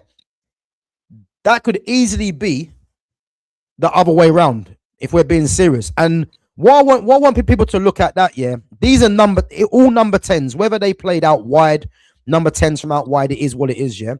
But this is the kind of quality of players that were there back in that era. David Silva, Shinji Kagawa, Philip Coutinho, Mesut Ozil, Santi Cazorla. These are what you call proper footballers, yeah. And the funny thing is, yeah, you put any of them 5 in football right now, they are among the best in the world. That is how much the level has dropped off in football. Yeah. But big up Clement, man. Great comment. Guys, I want to clear something up just quickly. Because again, Bellingham clears Felix, Gav. Yeah.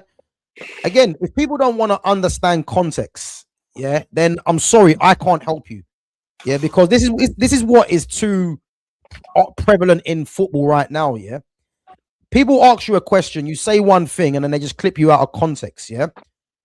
Do I think João Felix is a better footballer than Jude Bellingham? 100%.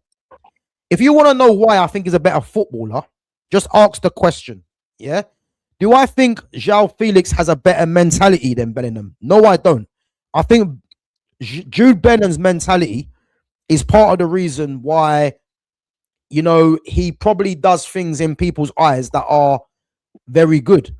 I'm purely talking from a football aspect because the game is called football. It's not a flex, it is football.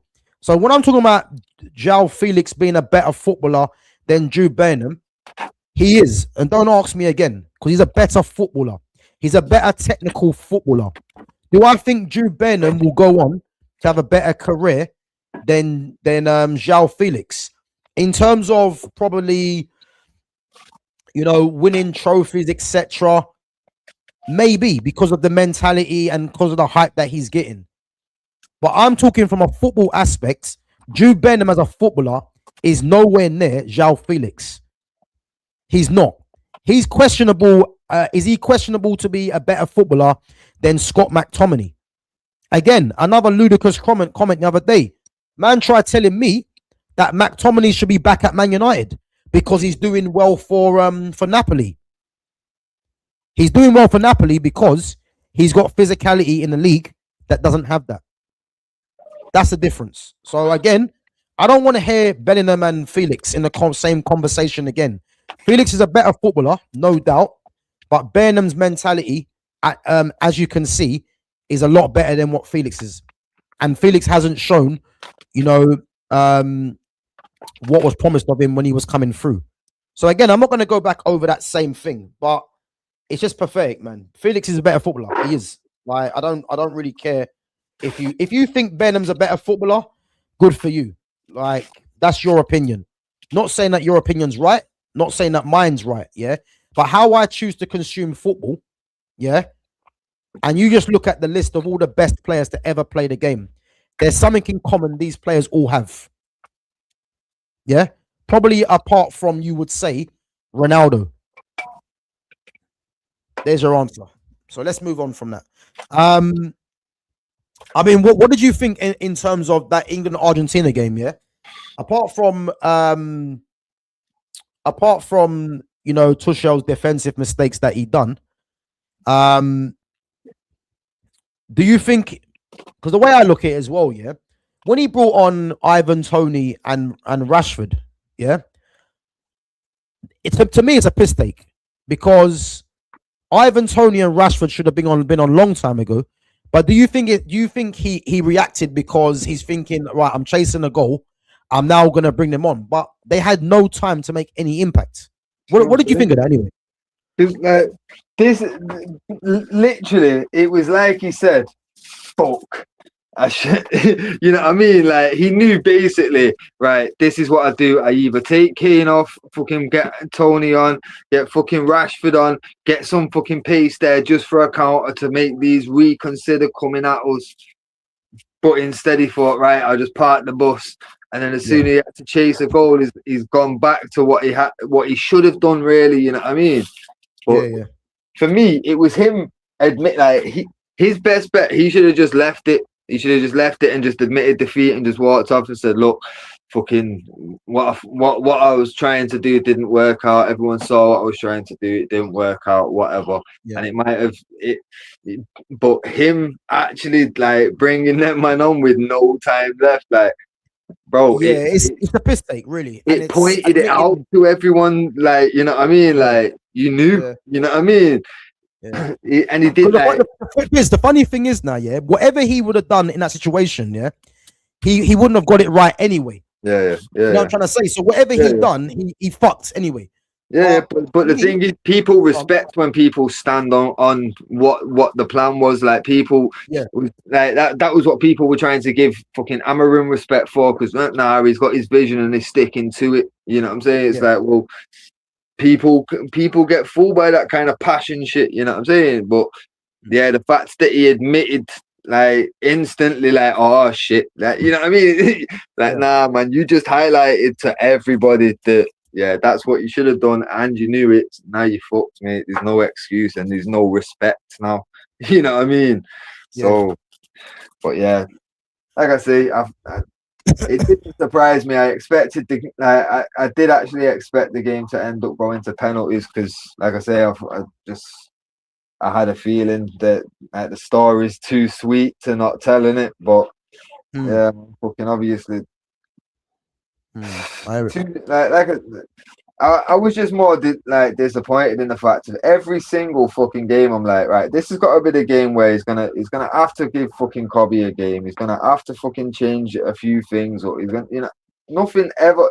It was always the same fucking shit, same formula. I'm like, well, let's get on to that, yeah, because I'll be honest with you, yeah, if he plays Cobby tonight, yeah. If I'm Cobby, yeah, I'm turning around saying, nah, I got an injury or I can't. I'm not.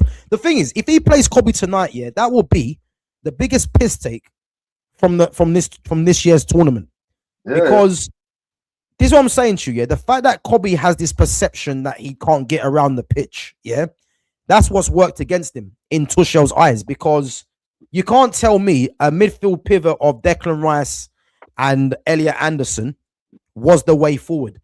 The only reason Elliot Anderson and Declan Rice played is because they're perceived as getting around the pitch. Well, you clearly saw that crap doesn't work. It doesn't work. It's just bollocks, man. That's literally what it is. And again, the culture of football in this country, how it has been for years, and how people see the game is part of the problem.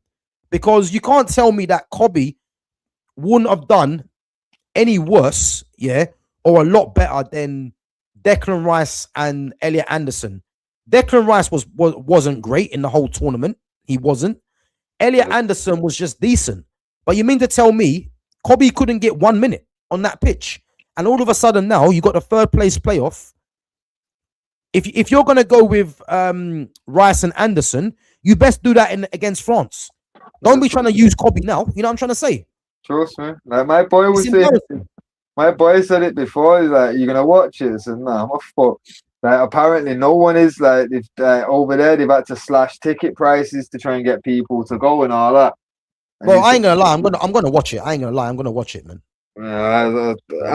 I might put it on, but it's like I say, it's not that deep. But he was saying, yeah, fucking, because Because I actually mentioned, but nah, fuck this. I ain't watching, man. The disrespect on Kobe this tournament's been crazy. And he said he's seen something about Nicky Butt must have said about about if Tuchel picks him for this fucking game against France, Kobe should just say, "Nah, I'm injured. Fuck off." Oh, 100%. If Kobe's got anything about him, yeah, Kobe just tells Tuchel to go to hell, man. I'm telling you. Trust me, listen, if he plays him, yeah, that will be a piss take if he does that, because it's more or less trying to say, all right, I'm gonna play you now, where it don't really matter. Yeah.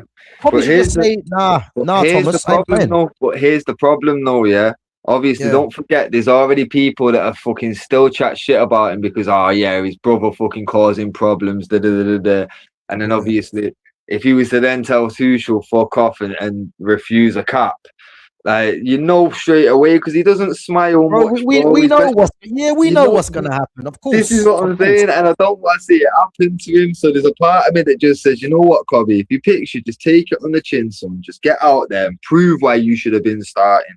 You know what I mean? But there's also a part of me that says, nah, don't take risks, mate. Just get back to money, safe and sound. You know what I mean? Just see it as that was a free holiday. You visited a few fucking states and that, and now you're coming back to fucking get into training and focus on what's serious, innit? But yeah, like I say, I think if he was to refuse a cap, I think that the media would be fucking all over him, and I don't know if it's worth it for him, man. If he's already got a target on him, so yeah. No, I hear it, bro. But you know what? I would respect Kobe as a man, yeah, if he just turns around and says, look, I can't play, I'm injured. Because I'm not being funny, yeah. It, like, if you've gone through this whole tournament and you haven't played him a minute, it'd be different if he played, like, I don't know, 45 minutes, yeah. He hasn't played one single minute, yeah. Even to the extent, yeah, where he's Tuchel was already shown that he's willing to take off Declan Rice, yeah, and push Jude Bellingham back one. Like, it makes no sense, bro. So for me, I just think that Kobe needs to just turn around and say, look, I've got a slight little knock. Fuck it. I think Fitz is gone, bro. What happened there? Guys, bear me 1 minute. What's happened there? Yo. All right, guys, he'll be back. But yeah, just going back what I'm saying, yeah. Kobe, for me, needs to just turn around and say, like, he's got a slight little knock, because it'll be embarrassing if Tuchel now decides to play him, because yeah, I just think, yeah, it's a bit of embarrassment really, man, if that was to happen. So yeah, let's see what happens, man. But if I'm Kobe, I'm just saying, yeah, I got a knock, man. Simple as. Arsenal being linked with Console. What the fuck? Why?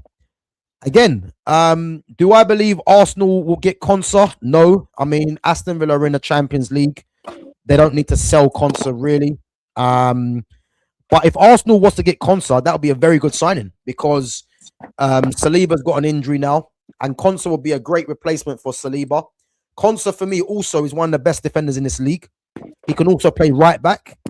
So again, if they was to get Konsa, I would have to put my hands up and say, do you know what? That's a very, very good signing. So he's a very good player, man. So what's that for Arsenal? So Arsenal being linked to Konsa, and Lumi can't understand it. Yeah. How many centre backs have they got in their squad, bro? How many centre backs? You know what though? You know what I would say, yeah, because Saliba's injured, yeah, and that means, I'm not sure if Ben White's going, I don't know, yeah. But if they was to get Konsa in, which ain't gonna happen, by the way, that would be yeah, like a great signing for me. That would be a signing where I'd say, you know what? That's a strong signing for the defense, because he's a very good player, Konsa. Very good player. So, but Villa are not gonna sell him. So I think it's a waste of time, really. You know. Yeah. Let's go on some of these comments.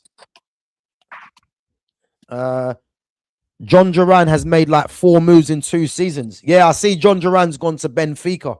I'm actually gutted, yeah, because years ago I was saying I would love to see John Duran at Man United, because when I watched him at Villa, this guy for me had the potential to be, you know, one of the best strikers in the world. And there's been talk about his attitude, etc. He's at Benfica with Marco Silva. Again, John Duran's still young. I think Duran might be 22 or 23. So if he has a couple of good seasons at Benfica, you know, you never know. It could be another Gyökeres thing. You know what I'm trying to say? So, and he'd be like only what, 25. So he's still got years, but he's a top player, man. He's not to say top player. He's a good player, but he's kind of lost his way, man. I think Aston Villa blundered in selling him. By the way, if I was Aston Villa, I would have just made him the #1 striker ahead of Watkins and see the vision, you know. But again, man, he's a good player. What's this? Put Deco in, you idiots. ICYCHI9. I'm not sure if you got cataracts, yeah, but have a check of the lineup. You can see Deco's in there. You know what I'm trying to say? So before you come on there with your outrageous things, man, read it properly. You know, bro, it don't make no sense, man. Like, he's got cataracts. It's right there on the screen as well, though. It's right there. It's right in front of you. Like, the guy needs to wear glasses or he's got cataracts. I don't know, but at least read it first before you start commenting. You know what I'm trying to say? I don't know, man. Put Quaresma in place of Bernardo. You know what? I hear that shout, and at least you've come with something proper, yeah. But I was thinking Quaresma, but how do we get Quaresma in this team? That's the only problem, because Deco and Rui Costa for me, and I know for Fitz as well, is non-negotiable. Luis Figo are the same, so you're looking at you're looking at Quaresma or Bernardo. But I don't know, man. It's difficult. To be fair, even as a United fan, as much as I'd like to say, yeah, fuck it, go Quaresma, like, I do feel Bernardo does have that look. Like, because obviously we did discuss, like, realistically, ideally you want them wingers to have a lot of pace, but you can't really leave Figo and Bernardo out. So it's just trying to fit in as many of the top players as possible, innit? But obviously, tactically, we like Quaresma on the right, Nani on the left, or even Cristiano on the left would have worked better than Nani. But there was no real out-and-out first choice striker there, innit? So just trying to make the best out of the situation. And to be fair, but you can't say it's a weak squad. Yeah, Quaresma can play on the left. He likes the Trivela anyway. He can play on the left, but as we said, man, Figo's there. So it's either you're going to do Figo, Bernardo Silva, or Figo, Quaresma. Like, again, I'm happy with either. But, yeah, I think Bernardo Silva, I think out of all those four, he's probably the one you might say might make way. But you should have been here earlier, man. You know what I'm saying? Trust me, you might have actually changed our opinion, because it was literally flip of a coin kind of thing. Like, where we go in earlier, man, you might have had the swinging vote, but yeah, listen, that's our team, man. If you don't like it, it's up to you. You know what I'm trying to say. But listen, he's only got one position that he's complaining about tells me that he must be fairly happy with the squad that's there, innit? Only one problem with it. I'll take that as a victory. Yeah. Oh, but before we forget though, we'll go back onto Man United after this as well. Let's do the comparison for England, we're saying, yeah? Yeah. Okay, so Diogo Costa or was it Joe Hart who went for? Yeah. Who are you saying? I mean, it's probably got to be. Well, I mean, to be fair, Costa has won something. You know what I'm trying to say? Nations League and that. No, I've got to give it Joe Hart. I think I've got to give it Joe Hart. You think, yeah? Yeah. So obviously he won shit with City, didn't he? Yeah. No, I'm happy with that. I don't think Costa's showed enough for him to clearly be better than Joe Hart, I suppose. Yeah. That's what I'm saying. Yeah.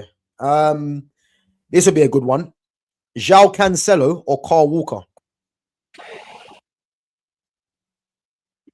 Ooh. It's tough, isn't it?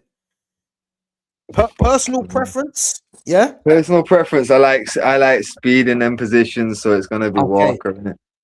Okay, so see, I would say Cancelo because he's a better footballer. Yeah, I hear it. he's a better footballer for me. You know what I'm trying to say? Yeah. But Yeah, I hear the speed in that position. I hear it. You take away speed from Walker, and yeah, all day it's Average. Cancelo. You know what I mean? But That's my point, bro. Yeah, but yeah. Like I say, I just know I like pace in them positions, but Yeah, I could just as easily give it Cancelo, but I think I'll stick with my initial just because let's I ask did. the chat anyway. Other chat. What do you reckon? Carl Walker or João Cancelo? If we're combining the team, we got Joe Hart over Diogo Costa.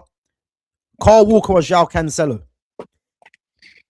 It is difficult for me. It is difficult. But the thing is, I think England might just edge it for most of the defense, but it's from the rest of it. Like I think we've got one midfielder that's definitely getting in, and then from there, that top five, I don't know, because I think the chattel. I think the striker for England. I've got a striker for England that's definitely getting in this, but I think the chat would fucking massively implode if I said it. So listen, we'll get to that. Yeah. Can someone saying Cancelo? Bro. I'll be honest with you. I'm leaning towards Cancelo myself, innit? You know what I'm trying to say. Only because I like the footballer right back. And because I'm outvoted, I'll go the same way then, because we're trying to do it like unanimous in it. So okay, so it's 1-1 so far, yeah. Yeah. Left back, Nuno Mendes or Ashley Cole? I'm gonna tell you this right now. Nuno Mendes every day of the week. What? Yeah, is that you? Bro, I don't give a fuck, man. Nuno Mendes for me, man. Nuno Mendes. I think Nuno Mendes will surpass Ashley Cole for me, man. I think he's that good. I think he can, but has he though? That's the question. Like Nuno Mendes now versus Ashley Cole peak prime. Can you really give it Mendes? All right, bro. What I would say though, yeah, and again, just to narrow this down, yeah. Nuno Mendes has won what? 2 Champions Leagues. Yes, we know the era of football ain't the same, yeah. He's won a Nations League as well with Portugal. But I look at what does he have over Ashley Cole? He's quicker than Ashley Cole in that position. I think technically he's better than Ashley Cole as well. I think the only thing Ashley Cole would probably have over him is defensively. But again, Nuno Mendes defensively is actually decent as well. But I think Ashley Cole probably only has defense over him. And that's why I'm looking at Nuno Mendes. But Ashley Cole, in terms of his whole career, Mendes still has a lot to do to reach that. Don't get me wrong. Yeah. That's what I'm saying. I'm just purely looking at the. I'm looking at what, like, can Nuno Mendes be better than Ashley Cole? I think he can. Yeah. No, I hear it. Like, okay, let the chat decide this. Crowd. I feel like I don't really want to take it away from Ashley, but if the chat are agreeing as well, like, fuck it, I'm outvoted, innit? But yeah. I can live with it. Chat, let us know, yeah. Ashley Cole or Nuno Mendes? Who you going with? Because I'll be honest, man. I think Ashley Cole's career at the moment is ahead of Nuno Mendes, but I think Nuno Mendes will overtake him. So we got one for Ashley Cole. Guys, anyone else think Ashley Cole or Nuno Mendes? Let's see. Haven't seen Cole, so Nuno it is for me. Raw. Okay. That's honest, though. That's honest. I rate that. Yeah. I rate that. Some people will just lie and say, "Yeah, I've seen Ashley Cole," and then Yeah. you know what I mean? Standard. That's what Probably I'm say his saying, name's man. like Harry. Probably say his name's like Harry or something like that. Harry Cole. You know what I mean? So what we got? We got so basically we got 2 for Ashley Cole, 2 for Nuno Mendes. So Guys, anyone else? next one that's not already said something that's the winning vote, yeah. Yeah. Guys, let us know in the chat. Ashley Cole or Nuno Mendes, and then we'll go with that player.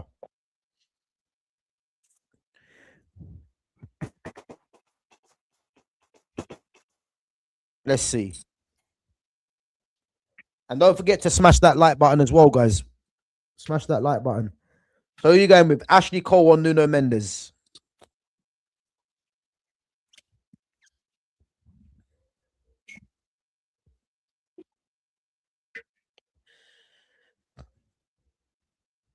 Big up to Derriles. Derriles, who you going with, bro? Ashley Cole or Nuno Mendes? Don't let me down. Don't let me down. Let's see.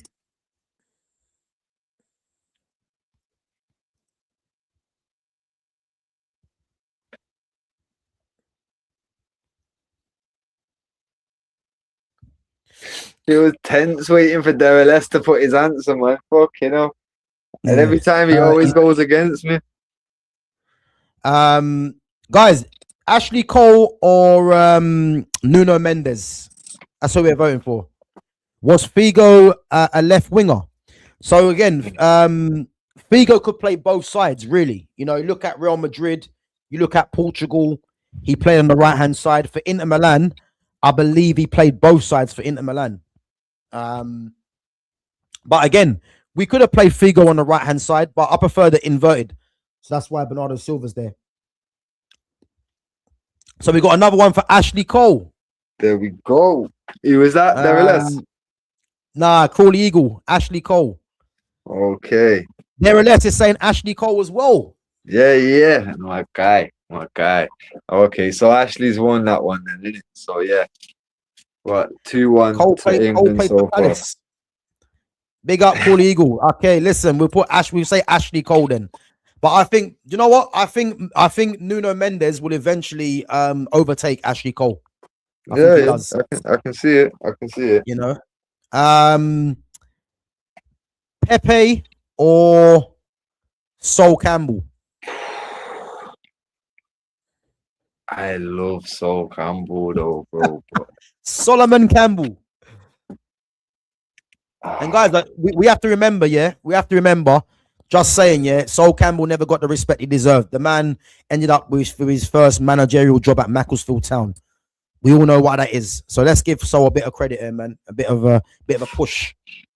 Nah, you know what? Yeah, because I love it. I do love Sol Campbell. Like, I'm gonna give the vote to Sol because I know that I'm probably gonna get outvoted here. So I'm gonna be the guy to put some respect on it. Yeah, I'm going with Sol. Yeah. Was Ashley Cole better than Owen? Listen, Dennis Owen was a cheat code, man. Dennis could do it on either side, and bro, he was different, man. He's different. His penalties and free kicks were disgusting as well, though. Yeah. He's one player, that doesn't get respect. Maybe because he's quiet. You know what I'm trying to say? Yeah. But Dennis Owen was a bad boy. He was a bad boy. I'm telling you, absolute bad boy. You know what I mean? Was Cole better than him? Not for me. I prefer natural left-footed left backs anyway. So you could say probably he was, but again, it depends what we're comparing. Nah. For me, if we're talking better left back, Ashley Cole is the better left back because he was the natural left back. But if you're talking the better like player all rounder, for me, Dennis Irwin, because he had a touch of everything he could give you team, and like I say, he could do it on either side. You know what I'm saying? Right back, left back, whatever you need. Bro, he's in a team with players like Cantona and fucking Mark Hughes and that, and he's taking penalties. Who the fuck are you at left back to take penalties off these kind of level strikers, bro? Hey, with his right foot as well. Bro, he's naughty, man. He was naughty, and his free kicks as well, bro. Yeah, he was different, man. Like I say, was and because like he could do, he was a bit more of a squad player. He could do where you needed him. Yeah, I'm taking Dennis over Ashley Cole all day long. But like I say, just at left back, yeah, I'm probably gonna have to go with Ashley Cole in it. But yeah, I agree. Dennis was the all right. So Sol Campbell, Pepe, Sol Campbell, yeah. That's where I'm going. Yeah. What about you? Cool. Yeah. I'm gonna say Sol. I think. I mean, Pep. I mean, I'm trying to think. What does Pepe have over Sol Campbell? Probably a better footballer than Sol Campbell. To be fair, there ain't really too much in it, but I'm probably gonna say Sol Campbell. Yeah, because Sol Campbell was solid, isn't it? Yeah. Ricardo Carvalho or Rio? Now, this is a tight one, and it's just United biased more than anything that's going to make me straight away say Rio. But, bro, yeah, this isn't a nice one from a football perspective and not just the United fan perspective. This is a fucking disgusting one. Yeah. But personally, yeah, I'm going to say Rio, but Carvalho was good. And the reason I say Rio is because I think aesthetically, I think Rio was better. And Rio could do what Carvalho could do as well. But I think Rio was just more elegant on the ball. And that's my preference, really. Yeah. You know what I mean? Yeah. But Carvalho was a bad boy. He was. No, 100%, bro. 100%. Like I say, yeah. I always rate Carvalho high. Like the fact that I've said it before. People put so much respect on John Terry. I've said it bare. He couldn't have done it without my man next to him. Nah, he was so underrated. But like I say, yeah, real. It's got to be real for me. And yeah, 100. Bias in it. Question for the panel: what's more exciting, a club record signing or a generational youth talent breaking into your first team? Generational youth, give me that. Yeah, give me that. But again, the club record signing, that could be a shit player. Exactly. You know this is what I'm saying. Give me a generational youth talent. Like, bear in mind, like give me a Scholesy, give me a Bex, give me a Giggs coming through, bro. Oh my, Mason Greenwood and that. You know what I mean? Give me that kind of level there. Yeah, that's always exciting. You know what I mean? Yeah. Record signings though, like fucking hell, we've seen signings where it's like it's not like the big like. I remember when we broke the record for fucking Ferdinand. Now we all knew what quality he was as a centre back, but there was nobody that's going to get excited about breaking a record for a defender, a centre back. Like you're only going to get excited when it's a flair player or a striker, or you know what I mean. It's an attack minded player, or it's like a superstar. Like Rio was a fairly young. He was just like the next big one, the next one coming up, like English talent in it. But there was no one that was like, oh shit, like you know what I mean? It's not like the biggest thing. We were all happy with the signing, but there was no one that was going to get gassed over it. But as soon as you see someone come through, like bro, we've seen guys come through that haven't done anything. Remember Makeda when he came through, everyone was gassed off Makeda. Januzaj came through and decided, yo, bro, we've had their little like youngsters come through, and it's like, yo, this guy looks like he's someone. That's exciting instantly because it's like we've been sat on a gem. You know what I mean? Signing a record, it's like, well, fucking hell. Ask Scousers how they feel about Isak. Fucking hell, like so far, nothing. They've had no real return off it. You know what I mean? Still waiting to they'll have to let you know next season, really, innit? It's like, exactly. That's but ask them about Rio. You get me? Different sauce in it. It's different sauce. Yeah. But what I will say as well, to easily answer that question as well, is that you think of it like this: if you get a generational youth talent breaking into your first team, you're more than likely going to have them for the longevity of their whole career, because they've come through your youth. So they'll love the club instantly because they've come through the youth. Whereas you get a club record signing, depending on what age they are, they might be angling for a move elsewhere, innit? So that's the benefit that you're going to get with a generational youth talent, that the likelihood of them leaving isn't really that high. And if they do, and even if they do leave, you're going to sell them for mad money anyway. Yeah, and it's all profit. It's all profit. Yeah. So yeah, that's an easy one. Let me just go through some of these comments. One second. Guys, if I've missed your comments, then yeah.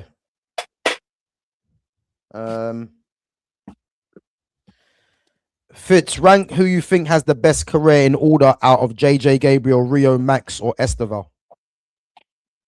Fucking Esteval, JJ, Max, and who? Rio Ingemar. All right, so far, because obviously Esteval's had already a season Premier League where he's playing fairly regular. You've kind of got to say, like, and he's the oldest as well, by the way. Yeah, so he's got a bit of an advantage here, innit? So you probably got to say, like, my man probably looks the best right now, but I'm just going off raw potential. I think Rio's probably the absolute standout. Then it's probably JJ. What I've seen of Max, he looks good, but I'll be totally truthful. I've not seen anywhere near enough to put him above Esteval. So just for that reason. But like I say, if I know a lot of these Arsenal fans are in the chat, like, get at me on the Discord, send me over the clips and that. Let me see. I won't mind putting him above Esteval in it, but yeah, for me, it's probably gonna have to go Rio, JJ, then Esteval, and then Max in it. But obviously, a bit more time and a bit more footage on Max. It could easily be him in it, because I have been impressed with what I've seen, but just not seen enough compared to Esteval in it. Yeah.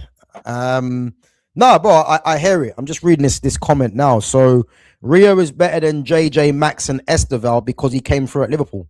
I mean, I don't know what that has to do with anything, but let's dissect this anyway. Yeah, it's nonsense. And yeah, I'll tell you the truth. Anyway, as a United fan, I said that he looks the best, and it's not because he come through Liverpool. I'll tell you that much. But he does look fucking.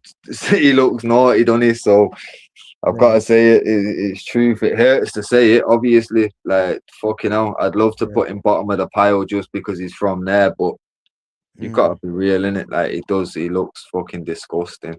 Like, I think the best way to compare these four, because I think it's best to break them up into sections, isn't it?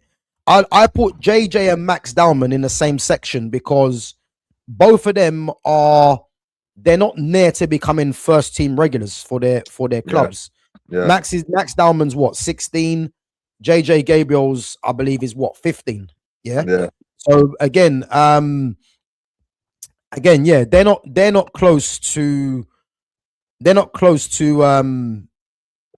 being compared really with Rio or with Esteval. Esteval's ahead in his career because this guy was playing week in, week out for Palmeiras in Brazil, and obviously he's come to Chelsea as the wonder kid, and obviously he has suffered an injury, but next season you would hope that he does start showing. Hoping the injury isn't too serious. What he's got now, as Lumi's mentioned already, I've had experience of playing against Rio, and let me tell you this now: this guy is going to be England's first choice left winger. I'm not sure when, but he will be, bro. I'm telling you, this guy's a problem.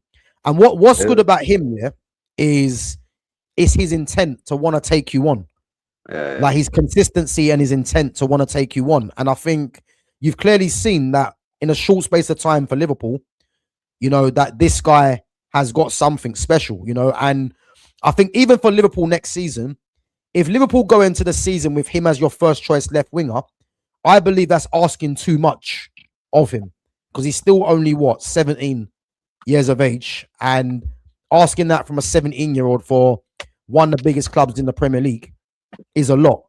But he will force his way into the lineup, I believe, sooner or later, because he's that good for me. So I think in terms of those four players, you'd probably say it's neck and neck between Esteval and Rio, only because Esteval is injured at the moment. But in terms of Dalman and JJ Gabriel, they have to focus on getting themselves into a first team place, because at Arsenal, Saka's the highest earner. He's on the right. They bought 60 million on what's his name, on Travis Scott. You know what I'm trying to say? So it's one of them things where there's a pecking order there. You know what I'm trying to say? So it's until he forces his way as a regular, it's kind of, you can't really say nothing about Dalman really at the moment.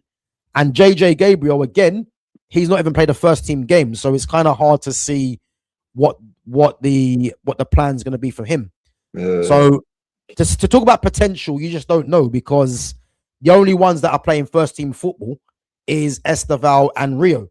So yeah, you'd have to say one of them two and see what happens with the others, isn't it? But the reason I put JJ above Esteval is obviously because I do still see quite a lot of JJ in it, and I know obviously you've got to put that asterisk next to it of like, well, it's not first team football, it's, you know what I mean, it's reserves, it's under 21s, whatever. But it's like, well, from what I've seen of him, like he's head and shoulders above most man on the pitch. You know what I'm saying? It's like, well, put it like give him a bit more time, put a bit more fucking muscle on him. Make, like, you know what I mean? Just I can see him being a fucking serious problem. But like I say, because I do see quite a lot of him, I'm able to be like, well, I feel like I can see the potential. But again, my man could come into the first team, have a bunch of fucking horrendous games, and fucking be shipped off somewhere, and we never hear him again. Like Exactly, Overton or someone. You know what I mean? Like you never know what's gonna happen when he hits the big league, innit? But right now, he does look like he could be a fucking problem. But again, looking like a problem where he's playing right now. He's amongst kids, innit? Like, put him against men and see how he handles it. It might be absolutely nothing. But I feel like that's the risk you're running, bro. You know what I'm trying to say? So the potential's there, but until we see him in a first team environment, you're never gonna know. So it's kind of unfair to kind of compare them, innit? But what's this? Why does it hate? Does it hate to walk on the Sir Matt Busby lane? What? What does that mean? Why does it What's hate? this? Does it hate to walk on the Sir Matt Busby lane? Does it hate? I love walking down Sir Matt Busby way. Now, what we're talking about? I don't know if he's trying. Well, I'm lost. I don't know. I'm lost. I don't know, man. Let's move. Is he trying to say, does it hurt or something? So he says, why does it hate? Question mark. Does it hate to walk on the Sir Matt Busby lane? That's what I'm saying. If you change the word hate to hurt, that makes sense as a sentence. That's what I'm just trying to decode the shit in it. Yeah, I don't really know what that means personally, but no, but yeah, I love being on Sir Matt Busby way. Yeah. I was gonna say that. Yeah. Let's get it correct. Way. Yeah. I was thinking that myself, to be fair. I was thinking that. Gav, what's your take on Messi cheating during the England game? Yeah, we spoke about that. No cheating from me. I don't know where this is coming from. You know what I mean? I don't know where it's coming from, but I'm choosing to block that out from my memory. Let's just remember Messi for how great he's been. I'm not here for this cheating scandal. I'm not here for it, man. It's blocking my memory. I've gone into it eyes wide open. Don't worry, guys. I know the script. Yeah. Nah, I'm telling you, it does look very shady when you look at like I say, how many goals have been checked and ruled out through VAR for in favor of them, and then you see how many have been exactly the same way. It should have at least been reviewed, and it's not even been reviewed, or it's been reviewed and checked, and they've had 3 of them that have all gone in their favor.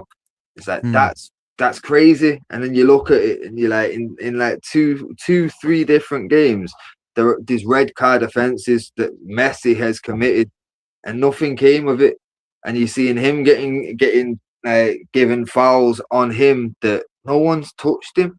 You know what I mean? And the highlights and the replays and that, and from different angles, it's clear as day. But they've got how many VAR officials that can see all this shit and have access to it in the moment and don't, you know what I mean? It's like, nah, man, you can't not call them out on it, because this is what I'm saying. Like, we did it to Arsenal. As soon as it seems shady and like the refs weren't they were giving penalties in their favor, not giving penalties in other teams' favor, and like, bro, we were the first ones to say, nah, this isn't right. Can't sit back and say just because we love Messi and we know, like, yo, one of the greatest of all time, greatest of his generation, bro. He can't help that he's Argentinian and that they're moving fucking shady and in cahoots with America to make sure that, like, because they both America and want to see the MLS do well. Why? Because the MLS is all fucking invested in Messi. So Messi is the linchpin that's trying to elevate that league. So that it makes sense. We want Argentina to do well because he's like, they love a world champion. You seen this shit about the winners of this World Cup are gonna get championship rings? Oh, serious? Yeah, bro. Like, this is what I'm saying. This ain't basketball. Bro, this is what I'm saying. This is how it's championship going rings. down. What? No way, Yes, bro. Oh, Like, bro, like that. So that's what I'm saying. So it's like, come on now. So they want pictures of Messi wearing his world champion ring. Yeah, fucking all around fucking Miami and all of it. Like, bro, it's all PR and it's all like, look, the best player, like, look, the world champions of Argentina and their star player plays in our league. It makes so much sense for them. The business is there to be done, so it makes sense. And like I say, from the sounds of it, that my man that's running the Argentina fucking like international setup, like, bro, my man's on some crutch, you know. Like I say, they're trying to find out where the fucking money, like, from the winnings of the last one went and all that. No one's got receipts. It's wild. So it's like, he can't help that he's in a shady nation. He's not Maradona putting his hand out. You know what I'm saying? We're not trying to take away from a great player because he's moving dirty. But at the end of the day, you've got to look at it and say, well, the team is on there's something not right behind the scenes, innit? Yeah. And the team, like, bro, fucking hell. You look at the Juve thing. No one blames Del Piero for the match fixing. He didn't know. He's just on the pitch. He's between the refs and the higher ups and all that. Like, he might have felt on the pitch like, right, we're getting given shit and shit's leaning our way, but he's none the wiser, really. You know what I'm saying? Yeah. He's not like being brought into meetings and being told the scripts, and like, it's not like Messi's gonna have that, but guaranteed, man, the favouring him, the making sure he stays like playing throughout every fucking game and make sure that he's not gonna get sent off. He's you know what I mean. We're gonna make sure he's protected. People fucking like, look at it when people are like, he's getting fouls given against him when no one's touched him. So straight away, people are gonna say, I can't even go near him. Yeah. Get me? And if you do go near him, you just clatter him. Like, fucking, was it Anderson? Yeah, but what I would say though, if you check that England game, there were times in that game, where Messi was going down and they weren't giving the foul. But this is what I'm saying, because they've already been drawing so much attention to it. You get me? Like, like, bro, the shit that I've been seeing about, like, none of the shit about the fouls and all that was like before. Like, it was all posted before the England game.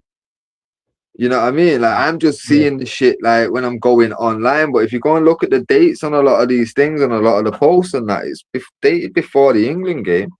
This has been fucking things that people have been complaining about for time. Because, like I say, there was a red card offense against Egypt.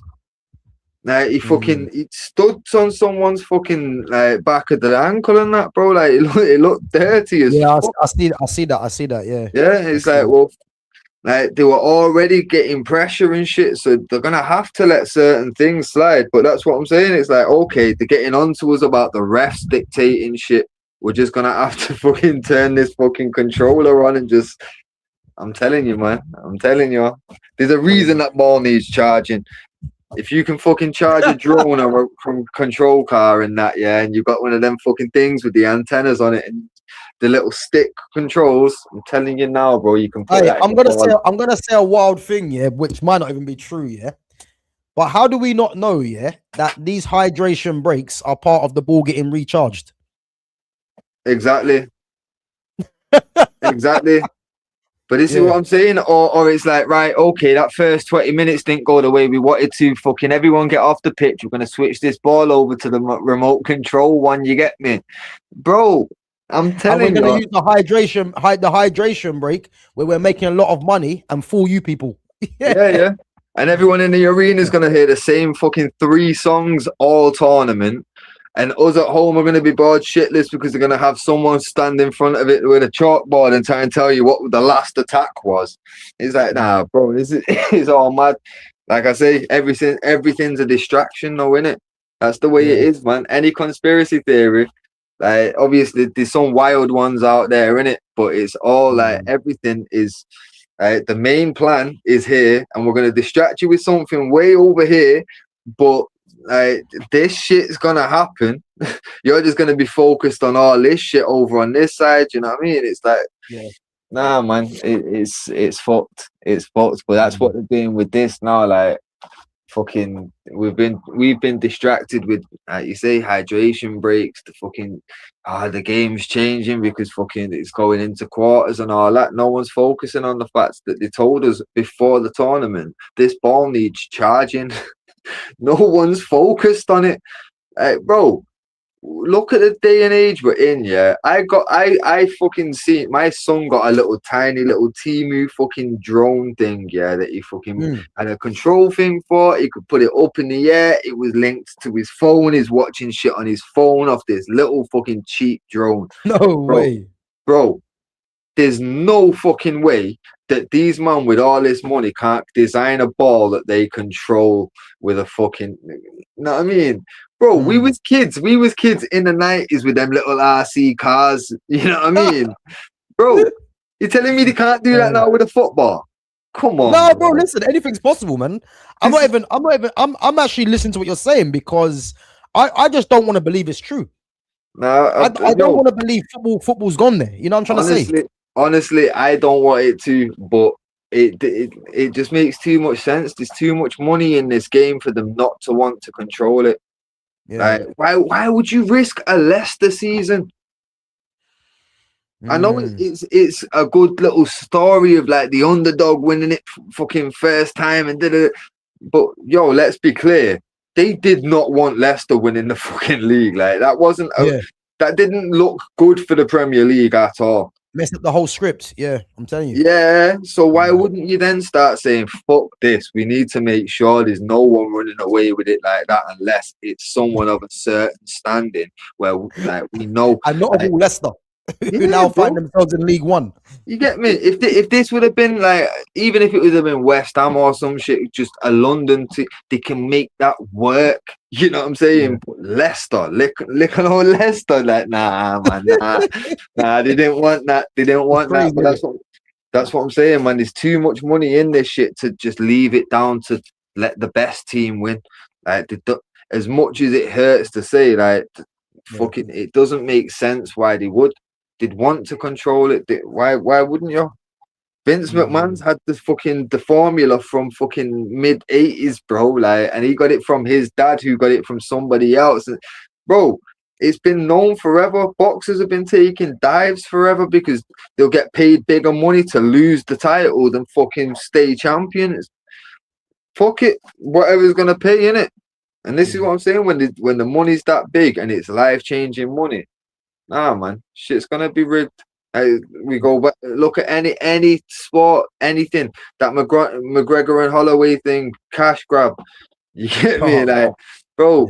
We when we was talking about the Eubank and Ben thing, told you exactly how it was gonna run, and it did. Yeah, you did. bro, yeah. it's like there's too much money in these things because they want to leave doors open for fucking trilogies and doors open for rematches and repeat fucking champions and back to back this and that's what sells. Look at like more recently, yeah, they've been doing the sports documentaries. You look at that shit like The Last Dance and that. What sells The Last Dance? The fact that they were like back to back champions. Then man retired and came back and went back to back again. Crazy work.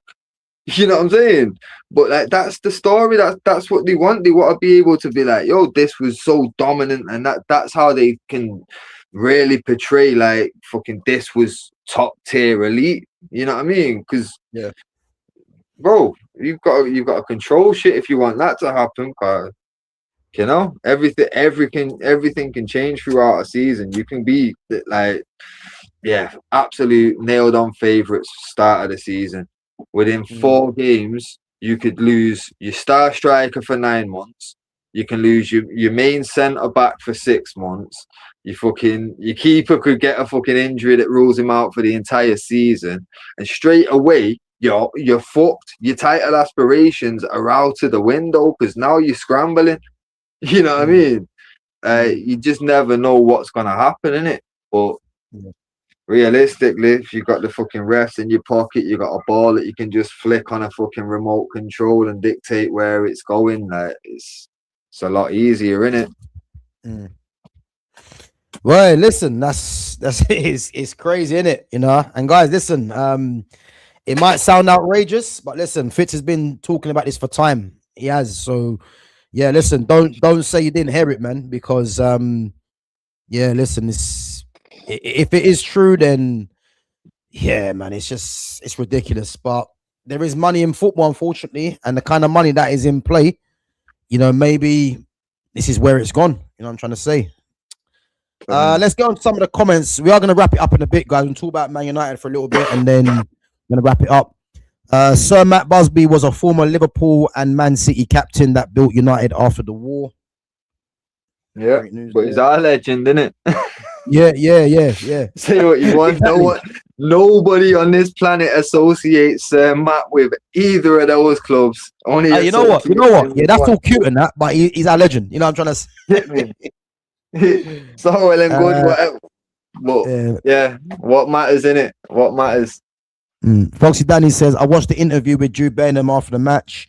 It's funny to see him going against his own manager. Hello, well. Yeah, listen, I ain't got time to watch Jude Bellingham on TV, man. The guy frustrates the hell out of me. Listen, when he slapped that guy in the back of his neck, I mean, I've seen the thing, when they said that, he said something about, I think he said something in Spanish or something like that. Listen, my thing to people is, whether Jude Bellingham had the right to slap Valentin Barco on the back of his neck, I put it to you like this, and this is where you can tell if some people are real or not, If that was, I don't know, Emmanuel Adebayor, Taribo West, is Jude Bellingham slapping them in the back of the neck? The answer's no. So we know why he done it.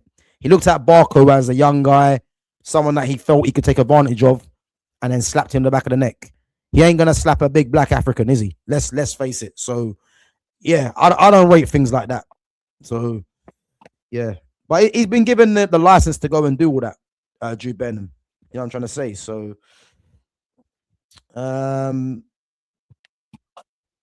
what's this?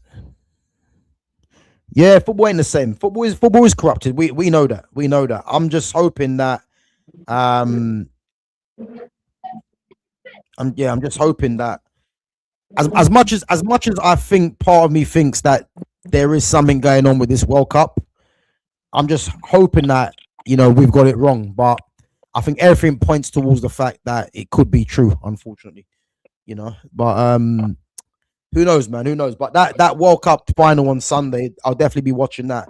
I think Spain win it anyway, and if Spain win this World Cup, I think Spain are going to put a lot of people in the bin, man, because I remember after that first game against Cape Verde, people were laughing at Spain, saying they can't even beat Cape Verde.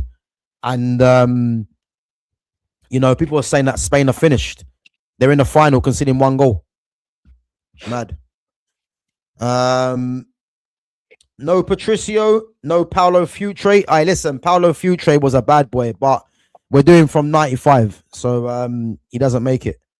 But yeah, Paulo, I agree. Paulo Futre arguably is one of Portugal's greatest ever players. Him, Eusebio.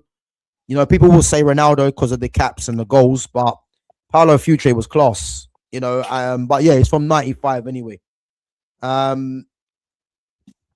It's corrupted. Can we even corrupt Everton into winning some trophies? I listen, Everton have got a decent team, but yeah, listen, they might be a long way off winning trophies, man. Especially if we take Iliman and Jai as well. You know, so let's see what happens. But guys, just quickly before we wrap it up, Man United. Obviously, we've got Yuri Tillemans, we've got Andre Santos through the door. I believe United are playing today, actually, in pre-season. I mean, I'll be honest with you. I don't really watch the pre-season if I'm serious. No.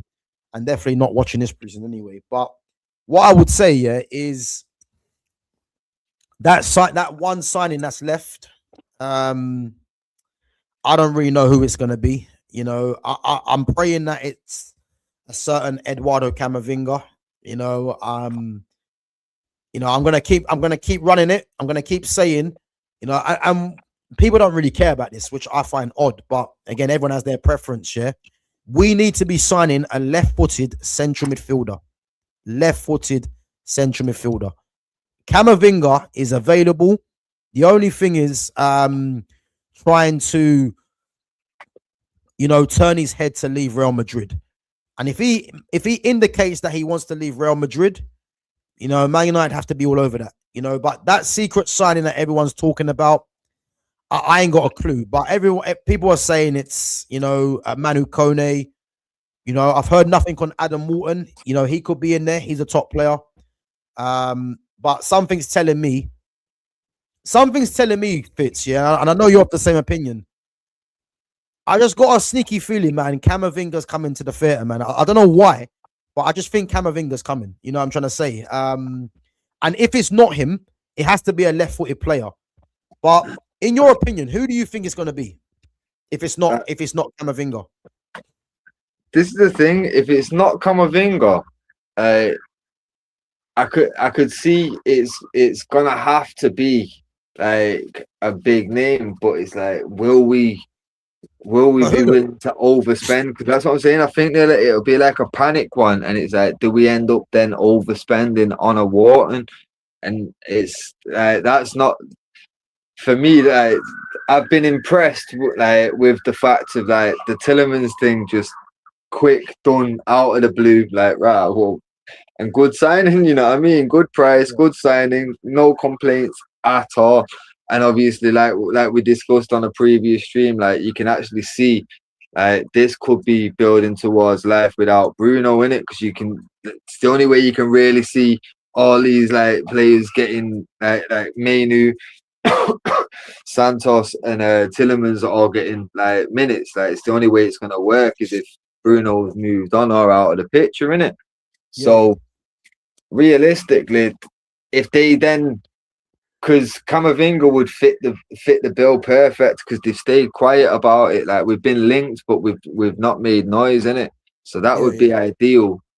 And if that doesn't work out, like I say, because everything else that would have been or seemed like it looked like, yeah, like Tonali, for example, because it's like, yeah, fucking everyone thought with the FFP thing it's going to be around 80 million, 70 million.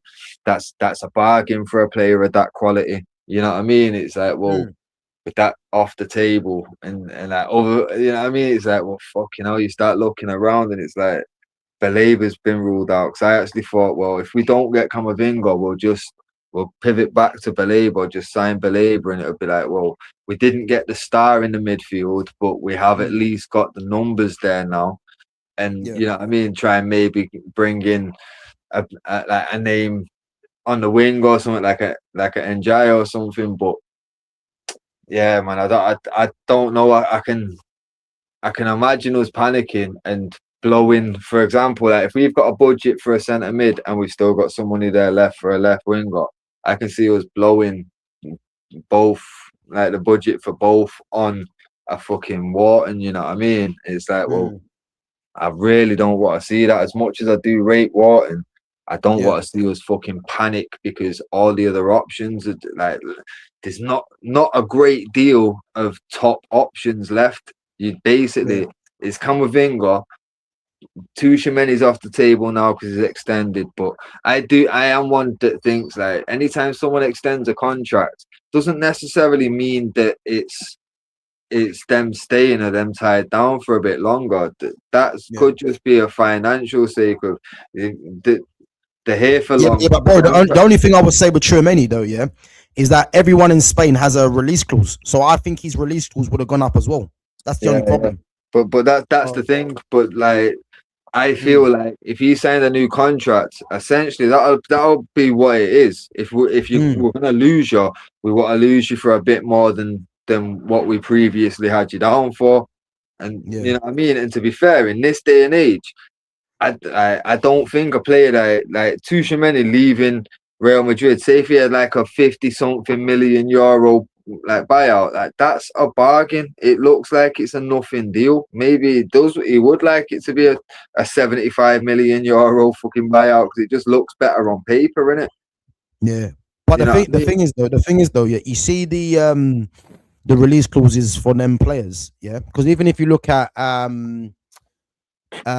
what's his face, Camavinga's got a 1 billion buyout in his contracts, yeah, and Tchouaméni will have something similar. So basically, that minimum fee release, yeah, is more or less the club saying that we're never going to sell you. But then with Camavinga, they'll sell him. They'll sell him, but it's one of them things where his previous contract, in a sense, was set at 1 billion because they believed in his potential, innit? Yeah. Because all what's happened really is that the Neymar deal, yeah, has opened everyone's eyes to thinking, because no one would have expected PSG to pay 200 and something mil. And then ever since that, people just thinking, right, I'll just put 1 billion on his release clause. Not that we're ever going to sell him for that, but it's more of a deterrent, isn't it? You know what I'm trying to say? Yeah. So, I think the Tchouaméni one, I think, is dead in the water now. That's what I'm saying. Fucking so if that's dead, top midfielders that are actually up for grabs. That's what I'm saying. I don't see like many left. Like it has to be, because that's what I'm saying. Like Real Madrid's stance on Camavinga for the longest now has been that they want to move him on. It's only him that's stalling. It's only him, up, basically. But that's what I'm saying. Like fucking. Obviously, World Cup's about to be done soon. Everyone gets back to training. Obviously, Jose will be there now, and it's a case of right. Let's see what happens. And if he's basically told straight away by Jose, like you can't change my mind. You won't be given an opportunity to change my mind. You being stubborn's only gonna fucking hinder your career. You already missed one World Cup. You gotta miss the Euros. And realistically, like right now, he's probably thinking, let me get in and see like how Jose is with me, see if I can impress him in training and that. But Jose just sits down and says, look, the club have told you they want to move you on. You're apparently being stubborn. I'm just letting you know I won't tolerate. You'll be in the under 21s and you ain't gonna get shit. You know what I'm saying? Like then suddenly I'm praying he does that. But that's what I'm saying. Like you never know. Like because obviously, like Jose, if anyone would, it's fucking Jose, innit? Yeah. And he's already said that when he comes back, it's his way or nothing, and he wants his fucking guys there and this, that, and that. So realistically, if he goes in on a mad one, it's like, look, you've been told. I don't know why you're still fucking here. Yeah. Got no choice. You get me? So. Like I say, it might be fucking delusion. It might be just fucking being overly hopeful, but I feel like it's the only realistic thing left on the table, and we have to just go all in for it because they're gonna obviously give everyone a price that they're willing to accept, and at that point, it's a case of fuck it. We have to then start just putting money on his contract. Like I don't care. I know we want to bring the wage bill down. We have done. We're not signing guys on stupidly big wages, but we can afford one if we're trying Yeah. to compete with like last I heard, fucking City were looking at him, Liverpool was looking at him. Like these are teams that are going to spend money. Liverpool don't spend too much on a fucking wage, but I guarantee they'll give the fucking big boy signing on fees and all that kind of shit involved. City will just give you the massive wages.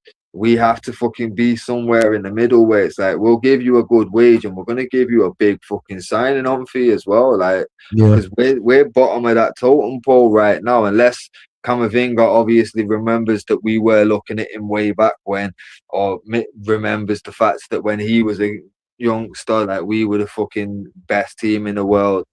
Like, realistically, if he's going off right now, what project to go to, this, that, and the next, we are probably third in line. So we have to compensate him for it. Fuck it. That's what we have to do to get Casemiro in. You know what I mean? And this is essentially the Cas replacement. So if you've got to do the exact same thing, it's not making a mistake. It's understanding that's how it goes with bringing in a star player. Yeah. But again, Fizz, this is the thing I want to touch on, yeah? Because have the club said, yeah, that they're looking to bring in a marquee signing? Like this marquee signing talk, yeah, is that coming from fans or is that coming from the actual club? Because if you look, again. No, so I seen a thing at first. They mentioned about they want to sign 3 midfielders in it, like 3 centre mids. One was meant to be more of like a youth kind of like a prospects type of thing in it. One was meant to be like there, but like essentially like the Ugarte fucking replacement, and it's someone that's there, can step in, is reliable, but not like going to be viewed as the main guy. And then we was meant to be getting what was termed as a Cas replacement. So when you're saying a Cas replacement, that's a star replacement. That's a marquee signing, because when Cas came in, that was a marquee signing. You know what I'm saying? It was a massive move. It was a fucking massive contract. So yeah, it was an elevated thing, innit? So that's essentially why everyone's saying, well, you've brought in 2. Now it's looking like, okay, so Santos may be the younger fucking prospects one. Tielemans is the one that can step in and do bits from right now. And now the last one on the table is the marquee. But considering everybody else that's made like signings, like, oh, look, a lot of midfielders have been signed straight away because people know we're looking for 3. So and they know that we were looking for a Cas replacement. So fuck it, let's get in there first. Tottenham's got in and got Tonali. Fucking City's got in and got Anderson. Everyone's whipping in and getting who they want now, because it's like they can see, well, we've been stalling, we've been getting the Edisons and Santos and shit first instead of focusing on let's get the big name replacement.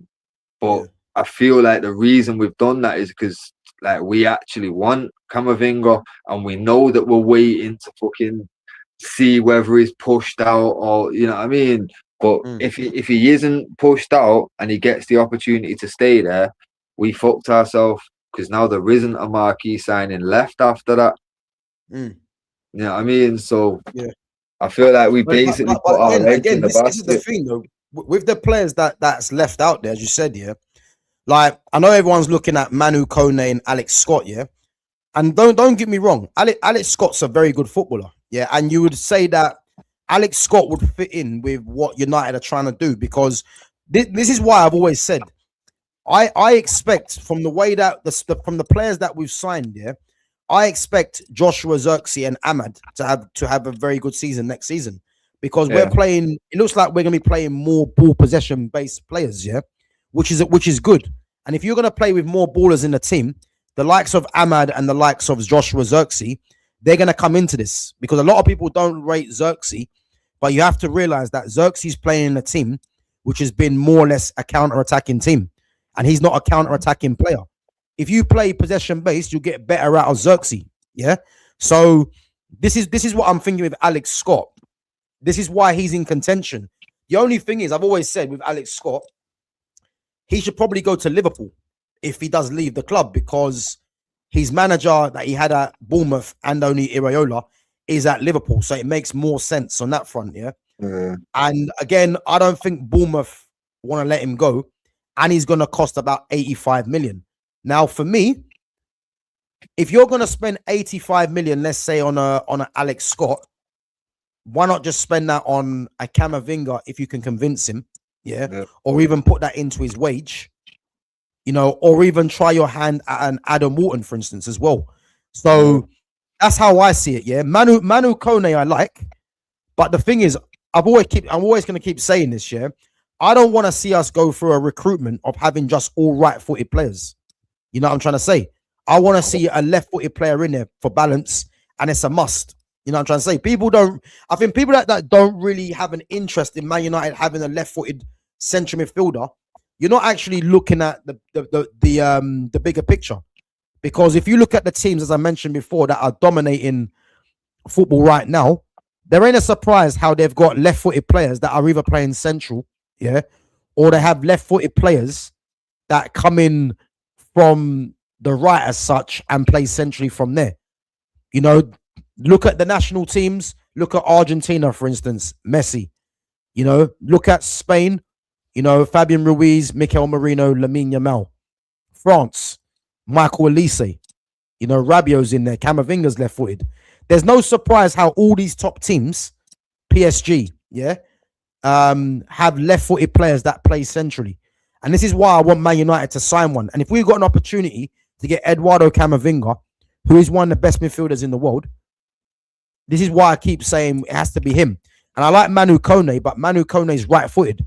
If Manu Kone was left-footed, he would be another option that I'll be saying, yeah, let's go get. But Alex Scott's right-footed. Manu Kone is right-footed.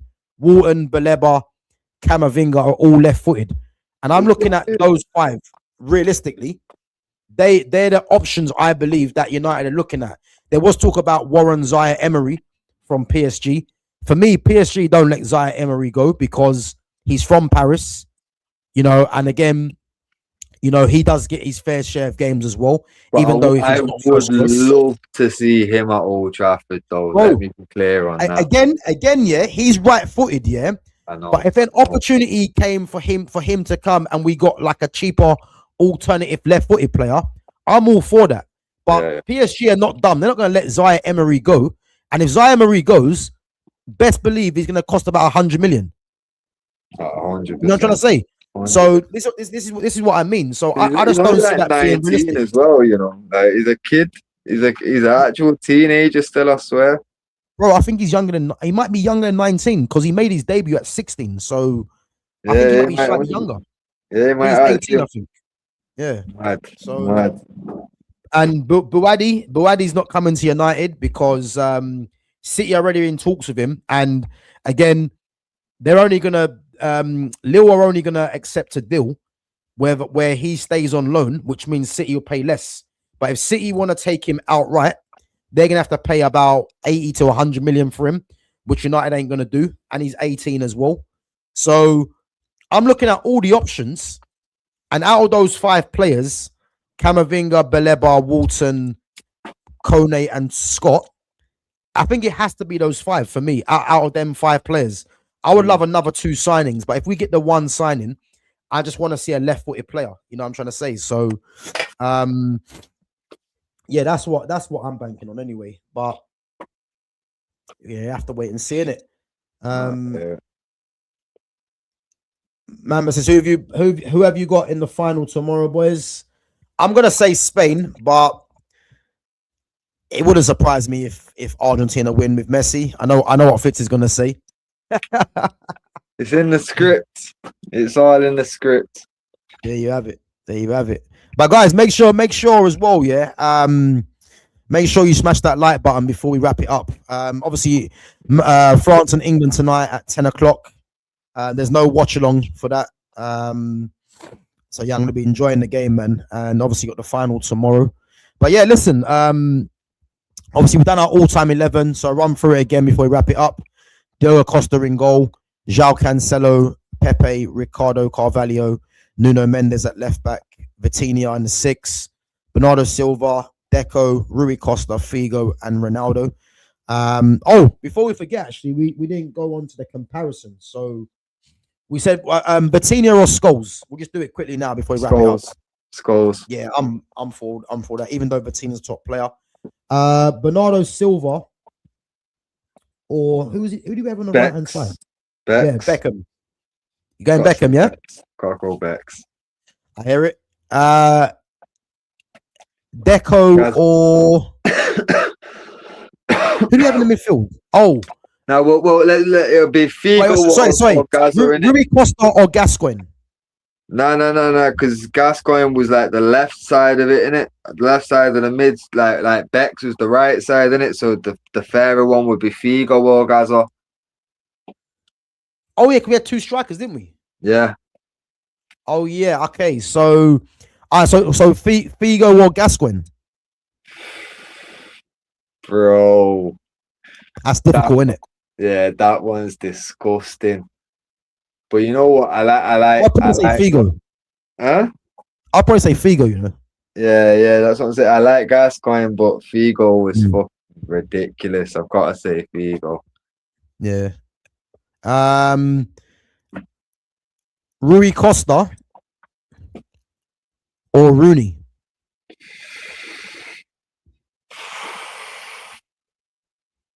Fucking no. Actually, no. You know what? Let me change it. Actually, let me change it because I'm trying to get player for player because we got two strikers, isn't it? So how are we gonna do this? Because really and truly, it's gonna be Deco and Rui Costa against Rooney and Kane. Rooney and Kane. Yeah.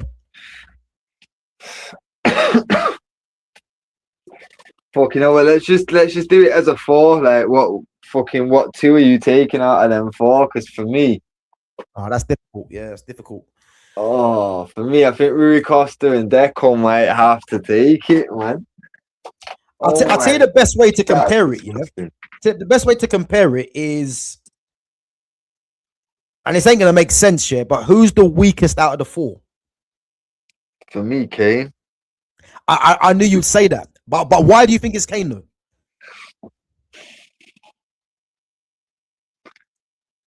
I'd rather you answer it than me, boy, because it's difficult. Because you know what, yeah, when we're talking about like what you see from them on a football pitch, like it's hard to say. But the one thing that I always do go back to is Kane's doing it in such an easy era compared to where these man did it. Like, I don't think, I've said it before, I don't know whether Harry Kane can survive in, like, would Harry Kane not just be a Southampton striker or something if he was back then? Bro, you know what I'm saying? To be fair, I do think that's quite harsh, isn't it? Because bro, look who was playing in the 10 at Southampton. Matt Letizia. Look who was up front. Yeah, I hear it. They had ballers, you get me? But this is what I'm saying, though. Like, back then, them man weren't considered the top guys because of what was around. And what was around the guys like Rui Costa and that, you get me? It's like, but for me, Rooney was always considered up there. So I feel like he's in with a shout. But for me, like, Rooney. Yeah, you know what? Let's go Rui Costa Deco, man. Yeah. You get me? It's hard, but yeah. And bro, you know what I would say though, yeah? Just based on us going with Rui Costa and Deco, yeah? This is testament to watching football outside of the English league. I guarantee you, the majority of people would just say Kane and Rooney. And why is that? Because it's all like Rooney had one World Cup goal, by the way. Yeah. So yeah, but it's all Premier League centric, innit? But for me, it's got to be Deco and Rui Costa. I hear it.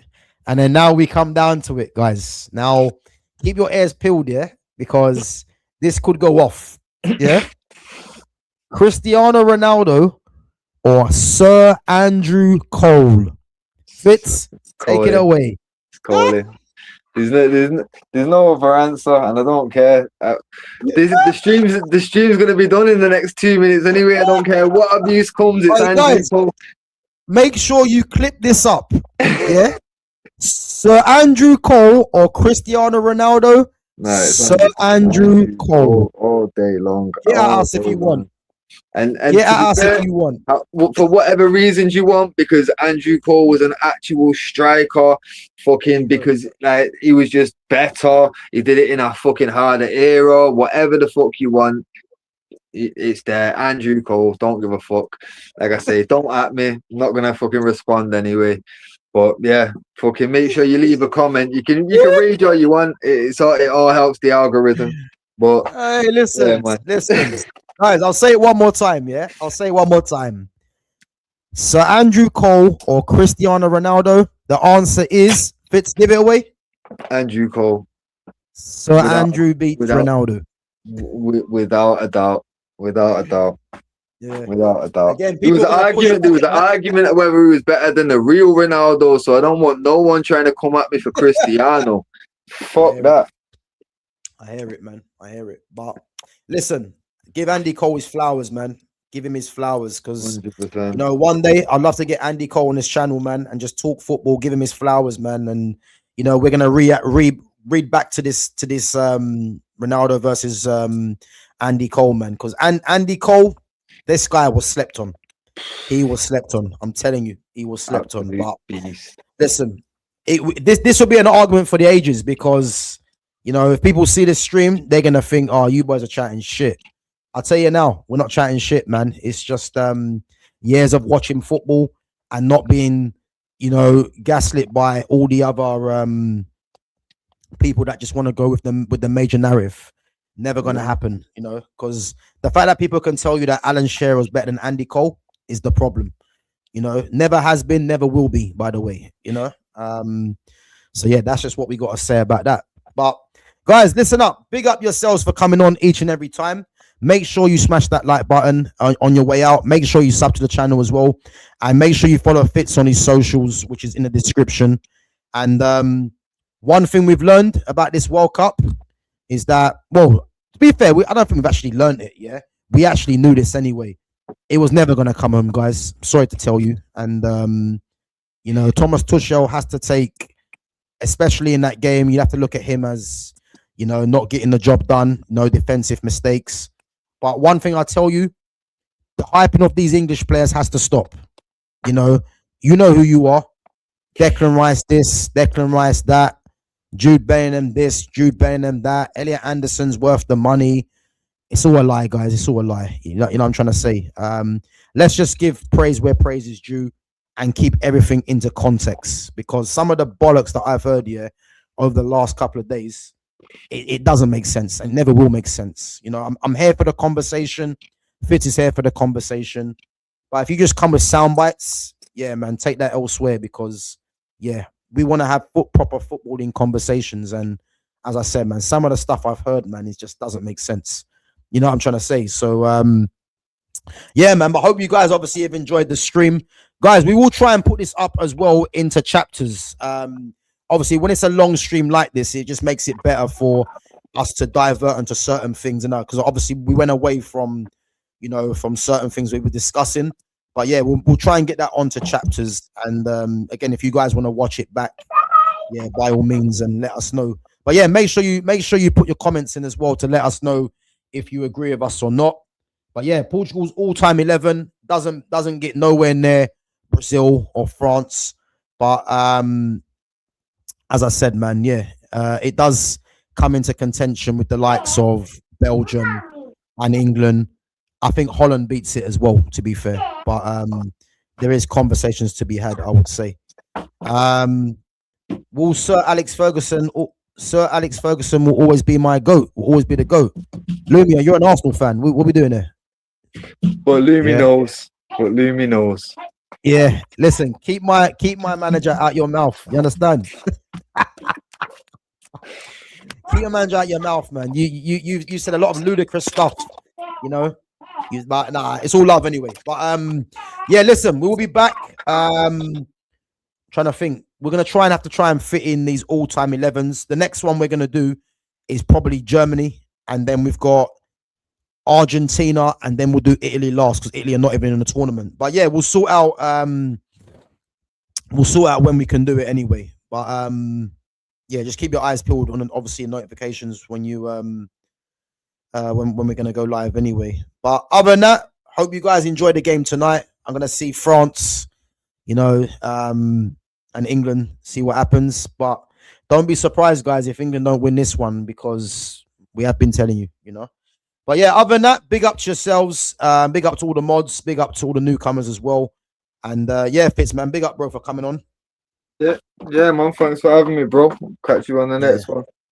Yeah, no worries, man. I say we'll sort out a day anyway for the next one. Probably during the week sometime, innit? Yeah, man. Yeah, man. I'm here. Just let me know when works best for you, bro. Yeah, no worries. No worries. Cool, man. Guys, big up to yourselves. And yeah, we'll catch you for the next one. Take it easy. Later, bro. Safe, brother. Take it easy, bro. Later, man.